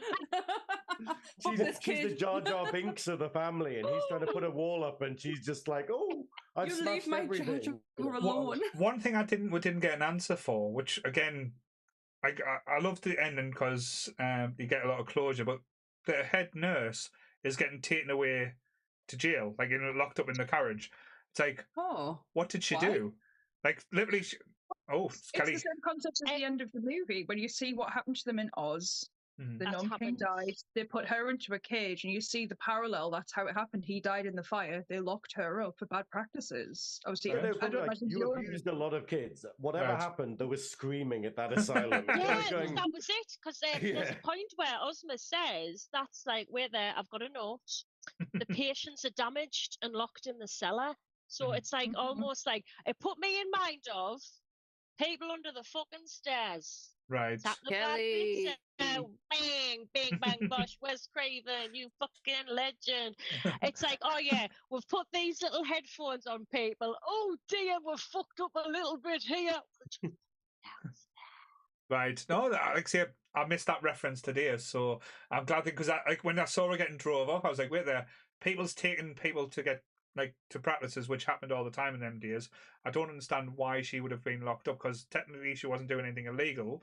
But if she has damaged people in ways and not reported, and then when the fire came out, because it said everyone had got out from the fire, just the only person that didn't was the doctor who went back to save his precious machines. But that's it. And they probably would have had all the people coming out from the fire, including the damaged kids, and being like, oh, this is, I mean, the thing is, he directly, obviously they didn't have, this is America, they don't have malpractice laws, I don't think. But it's the idea of like, where basically he lies outright to Auntie M. She just goes, will it hurt? And he's like, oh, no. And you're like, yes, it fucking will. It's electroshock therapy. I know what, like licking a battery, never mind getting them attached to me. So, yeah. But yes. For me, like, taking the context of the movie, I said rewatching it today, like, I had a little cry while I was watching it. But it is over the fact that, like, I might have watched it in a very different way from everyone else. But there's something in there in it that probably why I watched it so much as a kid. Sorry, I'm going to get really deep here, so forgive me. Don't worry. When I was a kid, I was never allowed out. So literally movies, gaming, books were my life because I wasn't allowed to go out and play with other children or anything like that. It was, well, it was too dangerous. I was 16 before I could ever actually go out and interact with people properly. But kept up this level of kindness towards people. That's why I had a little cry because this thing you get all the way through with Dorothy. She is the kindest person to everyone. Even the bad characters, she tries to be, at the very least, just nice. Yeah. And I think that is something that happens to a lot of trauma-based people, is that once you come out of it and you start to get yourself back, you instill this thing like you will be nice to everyone because you know how bad it is when people aren't. Yeah. I had a little cry over that where I was just like, oh God, like there's never a bad word from her. She's so lovely to everyone throughout the movie. Bless you. No, I don't mean that as a patronising way. It's just that's innocence personified. She is pure innocence throughout the thing. Yeah, same as Jack, where she's too trusting, but then it's this idea of it kind of works. Like it's the whole thing. It works in her favor. She's kind, and it means that everyone wants to help her, and therefore it's how she gets through. Her kindness is how she gets through the adventure. To be fair, though, that could be said about everyone on this podcast. We are the purest of the pure. No one gets more innocent than us. Pure as the driven snow, mate. No, but I do find that to be a thing. If you are pleasant to other people, occasionally some, maybe not, but 90% people will be pleasant back to you. So what's my fucking excuse? I'm as a twat to everyone. So this is what we were saying before, like about my party and stuff, and my whole thing with drag or whatever is literally just being as nice as possible to people, and it's serving me well, being a nice person and caring about other people and wanting to help people, even if they're not willing to help you. Because that's the rhetoric that I despise in the world. Because my dad has this, where he's basically like, why would I help someone if they're not going to help me? And I'm like, because they need help. Wrongs don't make a right. That weird way of just going, when you realize that there's no right way to be, but there's like philosophical differences between people. And and it served me quite well. Like, everyone's really nice to me, and they like the love that you had in that room last night was just palpable. I don't know. I wouldn't say love. I think everyone tolerated him a lot. The fact that he had people come dressed as him. Masks were made of his drag, man. That just showed the level of love people have for Graeme. I loved the amount of people who'd come as Velvet, or they'd come as Velcro, or we had one person who came as Candy, which I'm very pleased at. Was that the one who had the velour tracksuit on that had moist on the back? No, that was a Velvet. It was one of the girls basically had like the pink eyeshadow and stuff on. Yeah. It was really good. But yeah, anyway, enough about me. But it's well, it's always about you, Graeme. That's fine. I would never have it any other way, though. So what would you change for this movie after watching it back? Like, if you're not like talking about it as a kid, watching it now, I think the main thing I would change, and I think it's been prevalent throughout, is like this needed an injection of humor so desperately, just to bring it out of the darkness that we got. I don't think the darkness is a bad thing. It's just to new audiences now, I don't think it would be there as palatable as it was with us growing up to the 80s and experiencing movies along the lines of this and can take it. I think a lot of new audiences, this would be a little bit too dark for them to take. And maybe even come across as a bit flat. In some parts, but I do agree the humor was missing and could have been. Do you know, we're looking at Jack as saying he could have been the humorous side of it. TikTok could have really fucking like went there with how like dry that he actually was and how like one note. I think that could have played brilliantly. But yeah, I think that a lot of humor missed opportunity with that. I'm going to go the opposite. I'm going to say basically more death and more sadness. Yeah, if you had made this movie like what it was probably intended, well, it wasn't obviously intended to be. The nutter basically was like, "This is the movie I want to make. Fuckers, I'll get my mates in." But it's the fact of if you made this and put humor in and made this into a children's movie, we would not be talking about it today. Yeah. It would not have the cult status if it was just an Oz movie, you know? Like it's because it would never reach the heights of the original. So I would actually make it darker. I would actually lean into it more and make it like near horror. And I think it would, you know, like go, hey, we're talking about this because this is a fucked up film. Like, yeah, that's my stance. Lee's response is, I changed the bad guy, swap the bad guy for Sauron, and instead of Dorothy, have a gang of hobbits. Also, the whole film is set in Middle Earth, and it's Lord of the Rings. See, not much then. I'm with you, Graeme. We wouldn't be talking about it if it had that humour. We're talking about it because it is a cult film. We're talking about it because it hasn't got that humour. It is different. This is what I'd like to call the 80s trauma collective of movies. I get that. Do you know what I mean? We are part of a generation. It's like the Land Before Time, where he licks the wall. You know what I mean? You didn't get out with that shite. It's a Atreyu losing his fucking giddy up. You know what I mean? You don't get over that shit. And I honestly think that's the reason why a lot of us have really fucking Velcro thick skin. And we can watch things nowadays and be like, well, it ain't Return to Oz. Story. And to be honest, I think we need more shit like this today. So, like, you know, to build to balance it out. We need thicker skin, man. You know what I mean? And I've always seen myself as a little bit of a like, but when it comes to films, it takes a fucking lot to shock me. And I honestly believe it's because as a child, I ate this shit. I couldn't get enough of weird stuff. And yeah, like I say, it's just like cult classics are cult classics for a reason. It's because no one fucking got them back in the day, and only a select bunch of people just like, wait a minute. We can talk 2 hours on a podcast about this shit. And people will understand what we're talking about. You know or they'll not understand what we're talking about. Just go, why are they having a mental breakdown talking about this weird film that a lot of people don't even remember watching?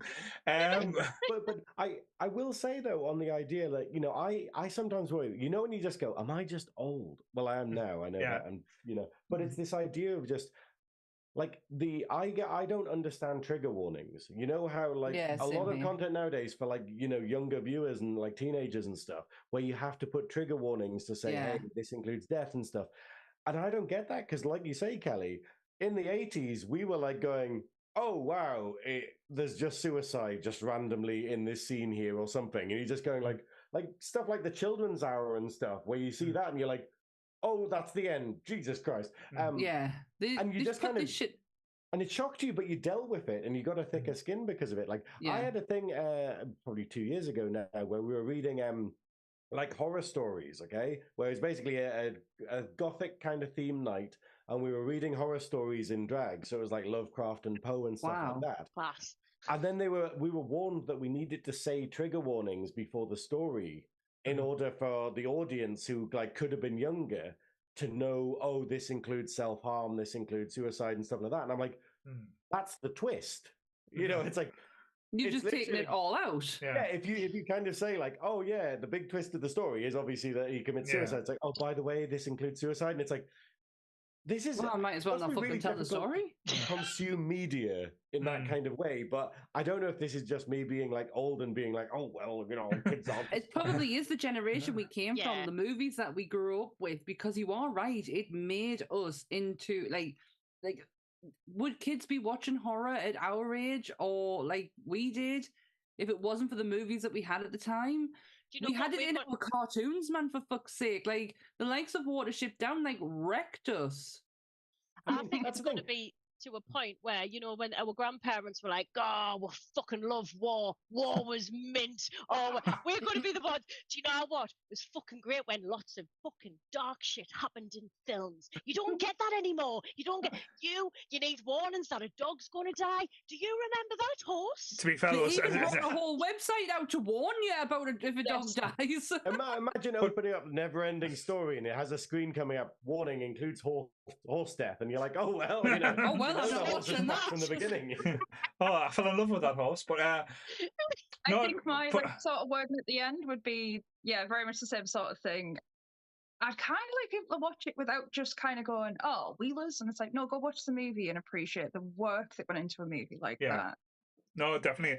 There is so much in a film like this. I can it very much like the thing that it is that cult movie that is so far ahead of its time. And it really was when it came out. It was so far ahead, which is why I think it got such a bad sort of reputation with what it was. People weren't ready. But it's fantastic. They weren't ready for it. No. They just weren't ready for it. And this is what Kurt Russell gave a warning to for Event Horizon. Was they're not gonna you're not gonna get the love now, but they will appreciate it come 10, 15 years down the road. It's like Field of Dreams. Build it and they will come. Build it and they will love it one day. You might like it, but they will like however, Field of Dreams was a success upon release, Kelly. I have never seen it. Oh, it's a brilliant movie. Yeah. Even if you don't like sports movies, it is a good movie. But and I know I've had this rant so many times on this podcast. This is probably going to be my little catchphrase. In the 80s, there was a lot more risks when it came to making movies. There were a lot more braver times. They were not worried about. They probably were thinking about different things like sequels or franchises, but they weren't like that. Wasn't the be all the end all. It was basically let's tell a story. Like look at the comedies in the 80s. Like we don't get comedy films like that anymore. Everything's got to be like a sequel to a comedy movie that we've seen. It's a shame because there is that many good storytellers or like stories that is out there, and it's just. We need people now to start taking a bit more risks and not worry if a film has flopped. Because, as I said, Return to Oz flopped probably big style when it first came out, and now it's talked about. Like if you talk to someone on Nerdy Up North and say, "Can you remember Return to Oz?" and the amount of people that said yes, people don't believe that this film existed when I talked about them as kids and stuff like that. So it is getting like remembered and talked about now. Like how many films like. Oh, I know people talk about the Marvel franchise, and I hate to shit on it again, but how many people are going back to talking about say, Iron Man 2 now? People say it didn't happen. This is what we can't like predict. The whole problem is that it's almost like you shouldn't create based upon monetary gain. You should create for creation's sake, and that's why we struggle because. You know, you go, okay, imagine if you got a choice where you're going, okay, so you want to make a film. Do you want to make one that actually makes money and allows you to progress your career? Or do you want to make one that's going to go down in cinema history and be remembered like 20 years later? And this is why we have artists like Picasso or like writers like Poe who die penniless in like a gutter practically. And you're like, oh, so it's very difficult because it's very rarely that you get rewarded for genius. In terms of cinema, I think. There is one thing I'll say, which is why I think these movies don't work for kids. because kids have no emotion anymore. Like my three, we put Land And Before you're a Time parent. like my best mate was babysitting. She put Land Before Time on, and my son, like, mate, Ash is just bawling when it gets to the scene, and he just tapped her on the shoulder and he went, "Auntie Ash, would you like to turn the movie off? It seems to be making you a little bit sad." Oh. And response was like, "Your child has no soul," and like, and they have never cried to any movie. We can watch The Lion King. We'll go through all the trauma-based ones, and they all just sit there stone-faced, just like, "Oh, he died, didn't he?" But you take their fucking Nintendo Switch off them.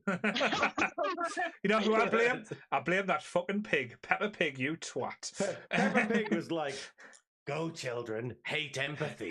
You know, feel nothing, children. Like, my hold best my friend children, won't I'm let like, my "Are you godson watch crying that." yet? Are you crying? Are you feeling anything?"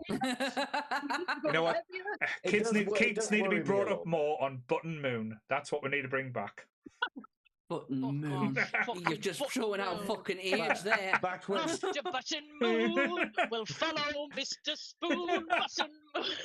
yeah, and it's literally just like, "Mum, are you ill?" You know, if you described or sung the theme tune to Bottom Moon, Button Moon. that's an adult film that we will not be reviewing on this. But Bottom Moon. You've mentioned that. It's just like my son, he always wants to watch like fucking videos of Sopranos. people playing games on YouTube, and it pisses me off. I'm like, "You're 5. If you're going to play it. Don't watch fucking videos." And I said, "Do you want to watch?" I said, "Tell you what, we've got the dodgy box. Do you want to watch Adventure Time?" He went, "What's Adventure Time? That sounds stupid." And I was just like, "Do you want to watch it?" And he literally has 10 series of Adventure Time and actually got quite emotional at the end. And I thought, you know what? This is the first time he's kind of like sat and like engaged with a universe and like really got something out of it. But now the little shit won't stop watching it, and I'm fucking sick of Adventure Time now. It's just like, look at the monster I've created. But it is just like people aren't like, kids aren't like kind of engaging with, you know, kind of a universe of possibilities. They're just watching fucking Ethan Gamer build shit on Minecraft. I'm just like, fuck's sake, son, watch a film. I mean, I try to educate mine well. I've watched the Universals and stuff, but no, I think when I think of the movies that I was shown as a kid and thinking like, sure, there'd be like some questionability from social services about some movies I watched as a kid. Yeah. Like my childhood growing up.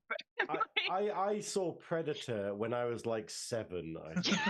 Was that Catch a Predator or? Okay, you know, like my forever joke has always been, I'm the only alternative one in my family. Everyone else is very normal. And my stepmother will always say, she's like, "I don't know what happened with you. Like, why you came out the way you like turned out the way you did." She's never derogatory about it, but she's forever questions. And I went, "You showed me Elvira at the age of 8." Yeah. And then you showed me Carry On Screaming, and you question why I've turned out the way I've turned out. You did my this. family's like that. So the ones who were taking me to Rocky Horror were my auntie and uncle. Yeah. Who, you know, come on, what did you expect was going to happen? Well, I was just going to be fine and just turn out normal. Well, I've got the fix to all the problems in the world. We just need to get all the kids to sit down and watch the Goonies. I'll fix it. Oh God, no, not that. It's banned. I knew that was coming. Huxley loves the Goonies, I must say. He doesn't like the skeleton piano. Right. But he does enjoy the play the bones. You got to play the bones. Play them bones. Play the bones. But yes. So with us reviewing the movie as well. So like I say, because we've had arguments, it has to be out of 5. Out of 5. No and points. No points. What would you give this out of 5? So we'll start with Jess. Oh, I don't know. I'm terrible because I always give really high scores on everything because I just love everything. That's fine. It'd be fine because it's that weird trauma bonding childhood movie of mine. So it'd have to be a 5. Cool, Graeme. Cool. Me, I'm gonna be a bit harsh. I would actually only give this like a 3 out of 5. It's. I think it's a great. I love the movie. It means a lot to me. But it's the bits of it are the important bit, not really like the flow and like so the flow and the pacing is a bit weird and you know and the yeah, the exposition could be a bit better in places.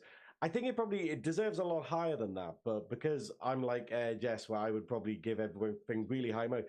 It basically does this movie the best possible way it could be done. Yeah. So it is a perfect product in itself. But in terms of actual movie compared to other stuff, it lags in places. It's a bit confusing. Yeah, 3 out of 5. No, that's fine. What about you, Kelly? 5. 5. Oh my 5. gosh. 5.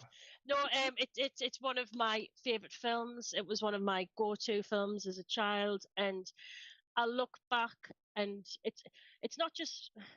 I'm not rating the film as Rating the such. memory. I enjoy the film. I'm rating the effect it's had on my life. Yeah. The effect of like how it's kind of built the person that I am today. I don't think you can blame. I don't think you can blame the movie for that. That's a lot. That's a lot of responsibility you can throw at a movie.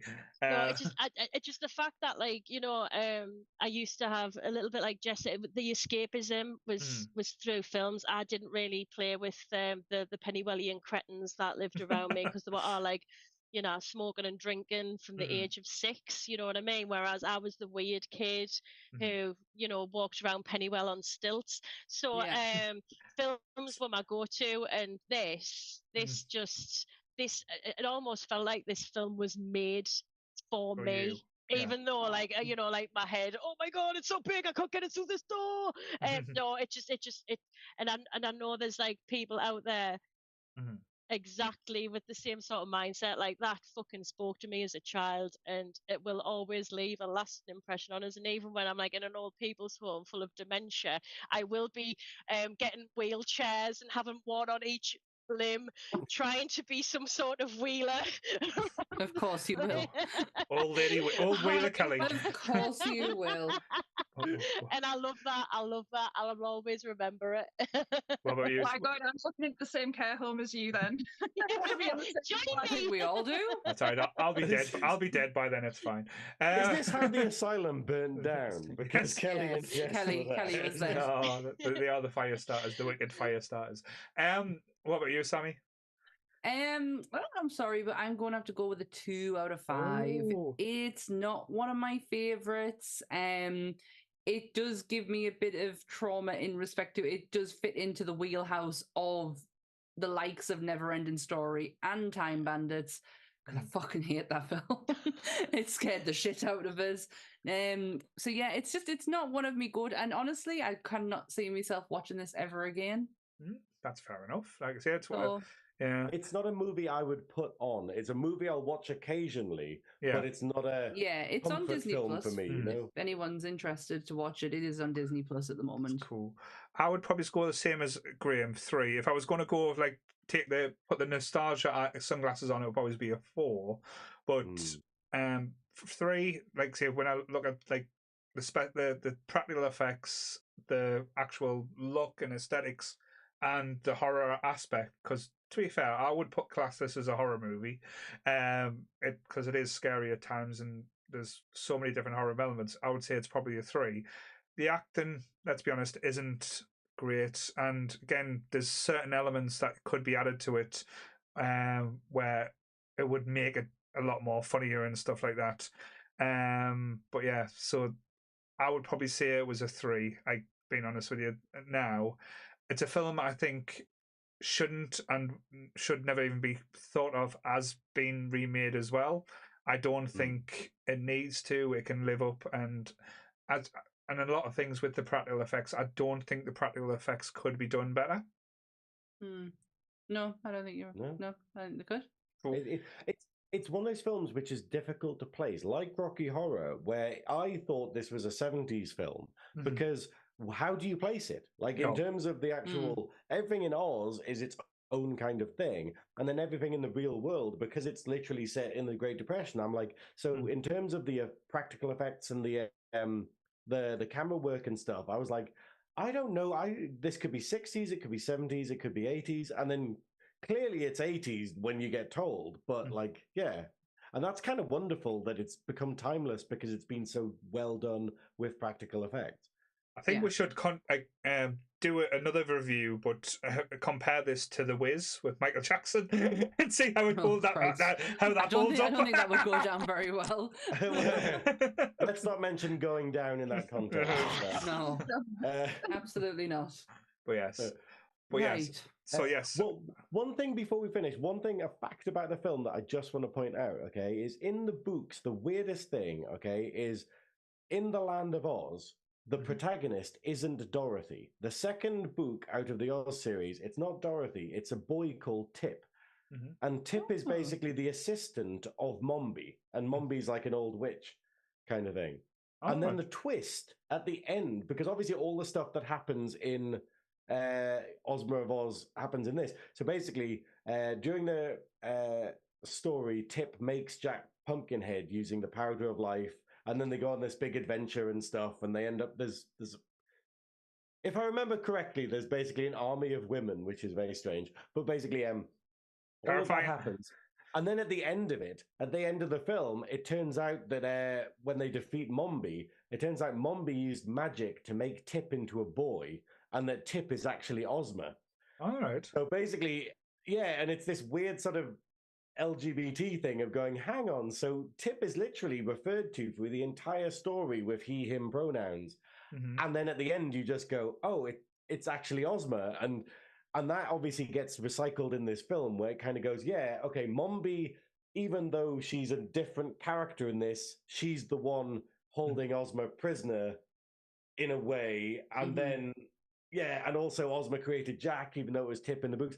It's really interesting that they really respect the stories in some ways, but they obviously had an agenda to go, we're going to make this film, so we're going to change these characters and change these motivations and remove these characters to get this ending.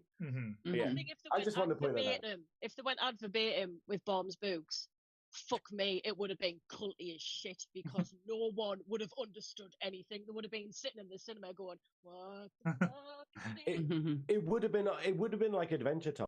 Yeah, basically, if you did an because this thing, the TV show I was mentioning earlier, my first introduction to this, which is the wonderful Land of Oz, I think it was, basically was trying to be more akin to the books. So it was adapting the first 4 books, and it's got loads of stuff where it's got like the sawhorse and like Jack. I'm going to look into this. Like, it's really, I'll send you a link, but yeah, and it's got all of that in, and I was like, that's not in the film. That wasn't in Return to Oz.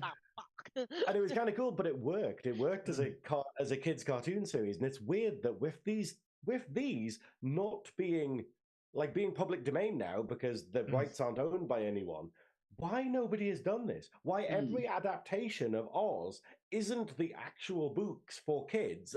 It's basically going, oh, we'll make the Oz the Great and Powerful, or there's a fucking TV show in America. Its problem is because they always want to be the reference to the Wizard of Oz, because people don't because that film is probably the most iconic movie that's ever been made. I'll dare say that, and that's where everyone is always scared to do anything that will be compared to it, because let's be honest, nothing will live up to it. Which is why this film is like, fuck you all. We're not going to be on Wizard of Oz. Pretty much. I would totally advise anyone who hasn't read, there's 14 Wizard of Oz books. They are all available free on the Kindle. I would advise anyone to give them a read, even just the first one, because when I first read it, I was like, the slippers are silver. They're also, if you are like me and you don't have time to read books, they're also available as audiobooks for free on YouTube. You can listen to most. I think it's only the first 4 or something. If you're a premier user of Spotify, they do now have audiobooks for you to listen to as part of your premium package. So they could, if they're kind of like out there for free, the likelihood is they're probably on Spotify for free. Cool.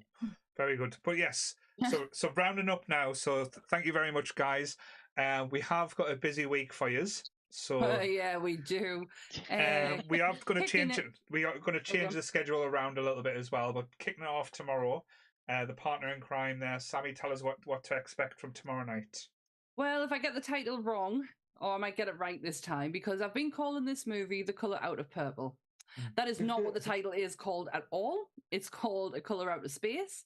we're going back into Lovecraftian world for Monsters Up North this week. It's the most quietest I've ever been on Monsters because I am horrified throughout the whole thing of the subject matter that we're talking about. Dan really took the lead on this one. It's really interesting. It was a 2019. It's a 2019 Nicolas Cage movie. And we are doing that on YouTube at 8:00 tomorrow. Yes. I'm going to try and tune in for it because, like, I haven't seen the film. I'm a massive fan of the story by Lovecraft because it's a very freaky thing, and it's one of those ones where you're like, how would you adapt this? And loads of places are they've tried loads of times. Yeah, they have. This I didn't one is seen realize as that. a very successful one. Yes. Yeah. Watch it because I don't want to give away too much, but yes, you're absolutely right. Yes.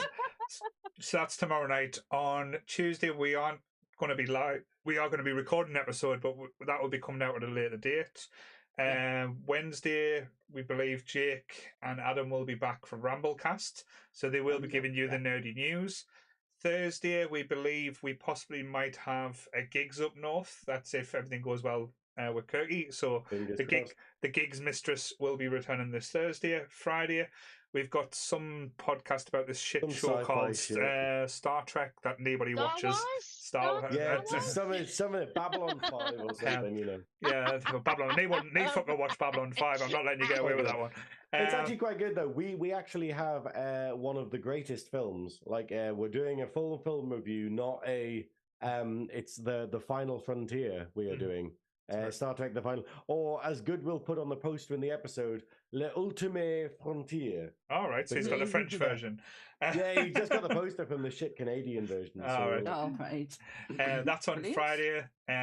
Saturday we are premiering as well the first episode of Women of Nerd Culture.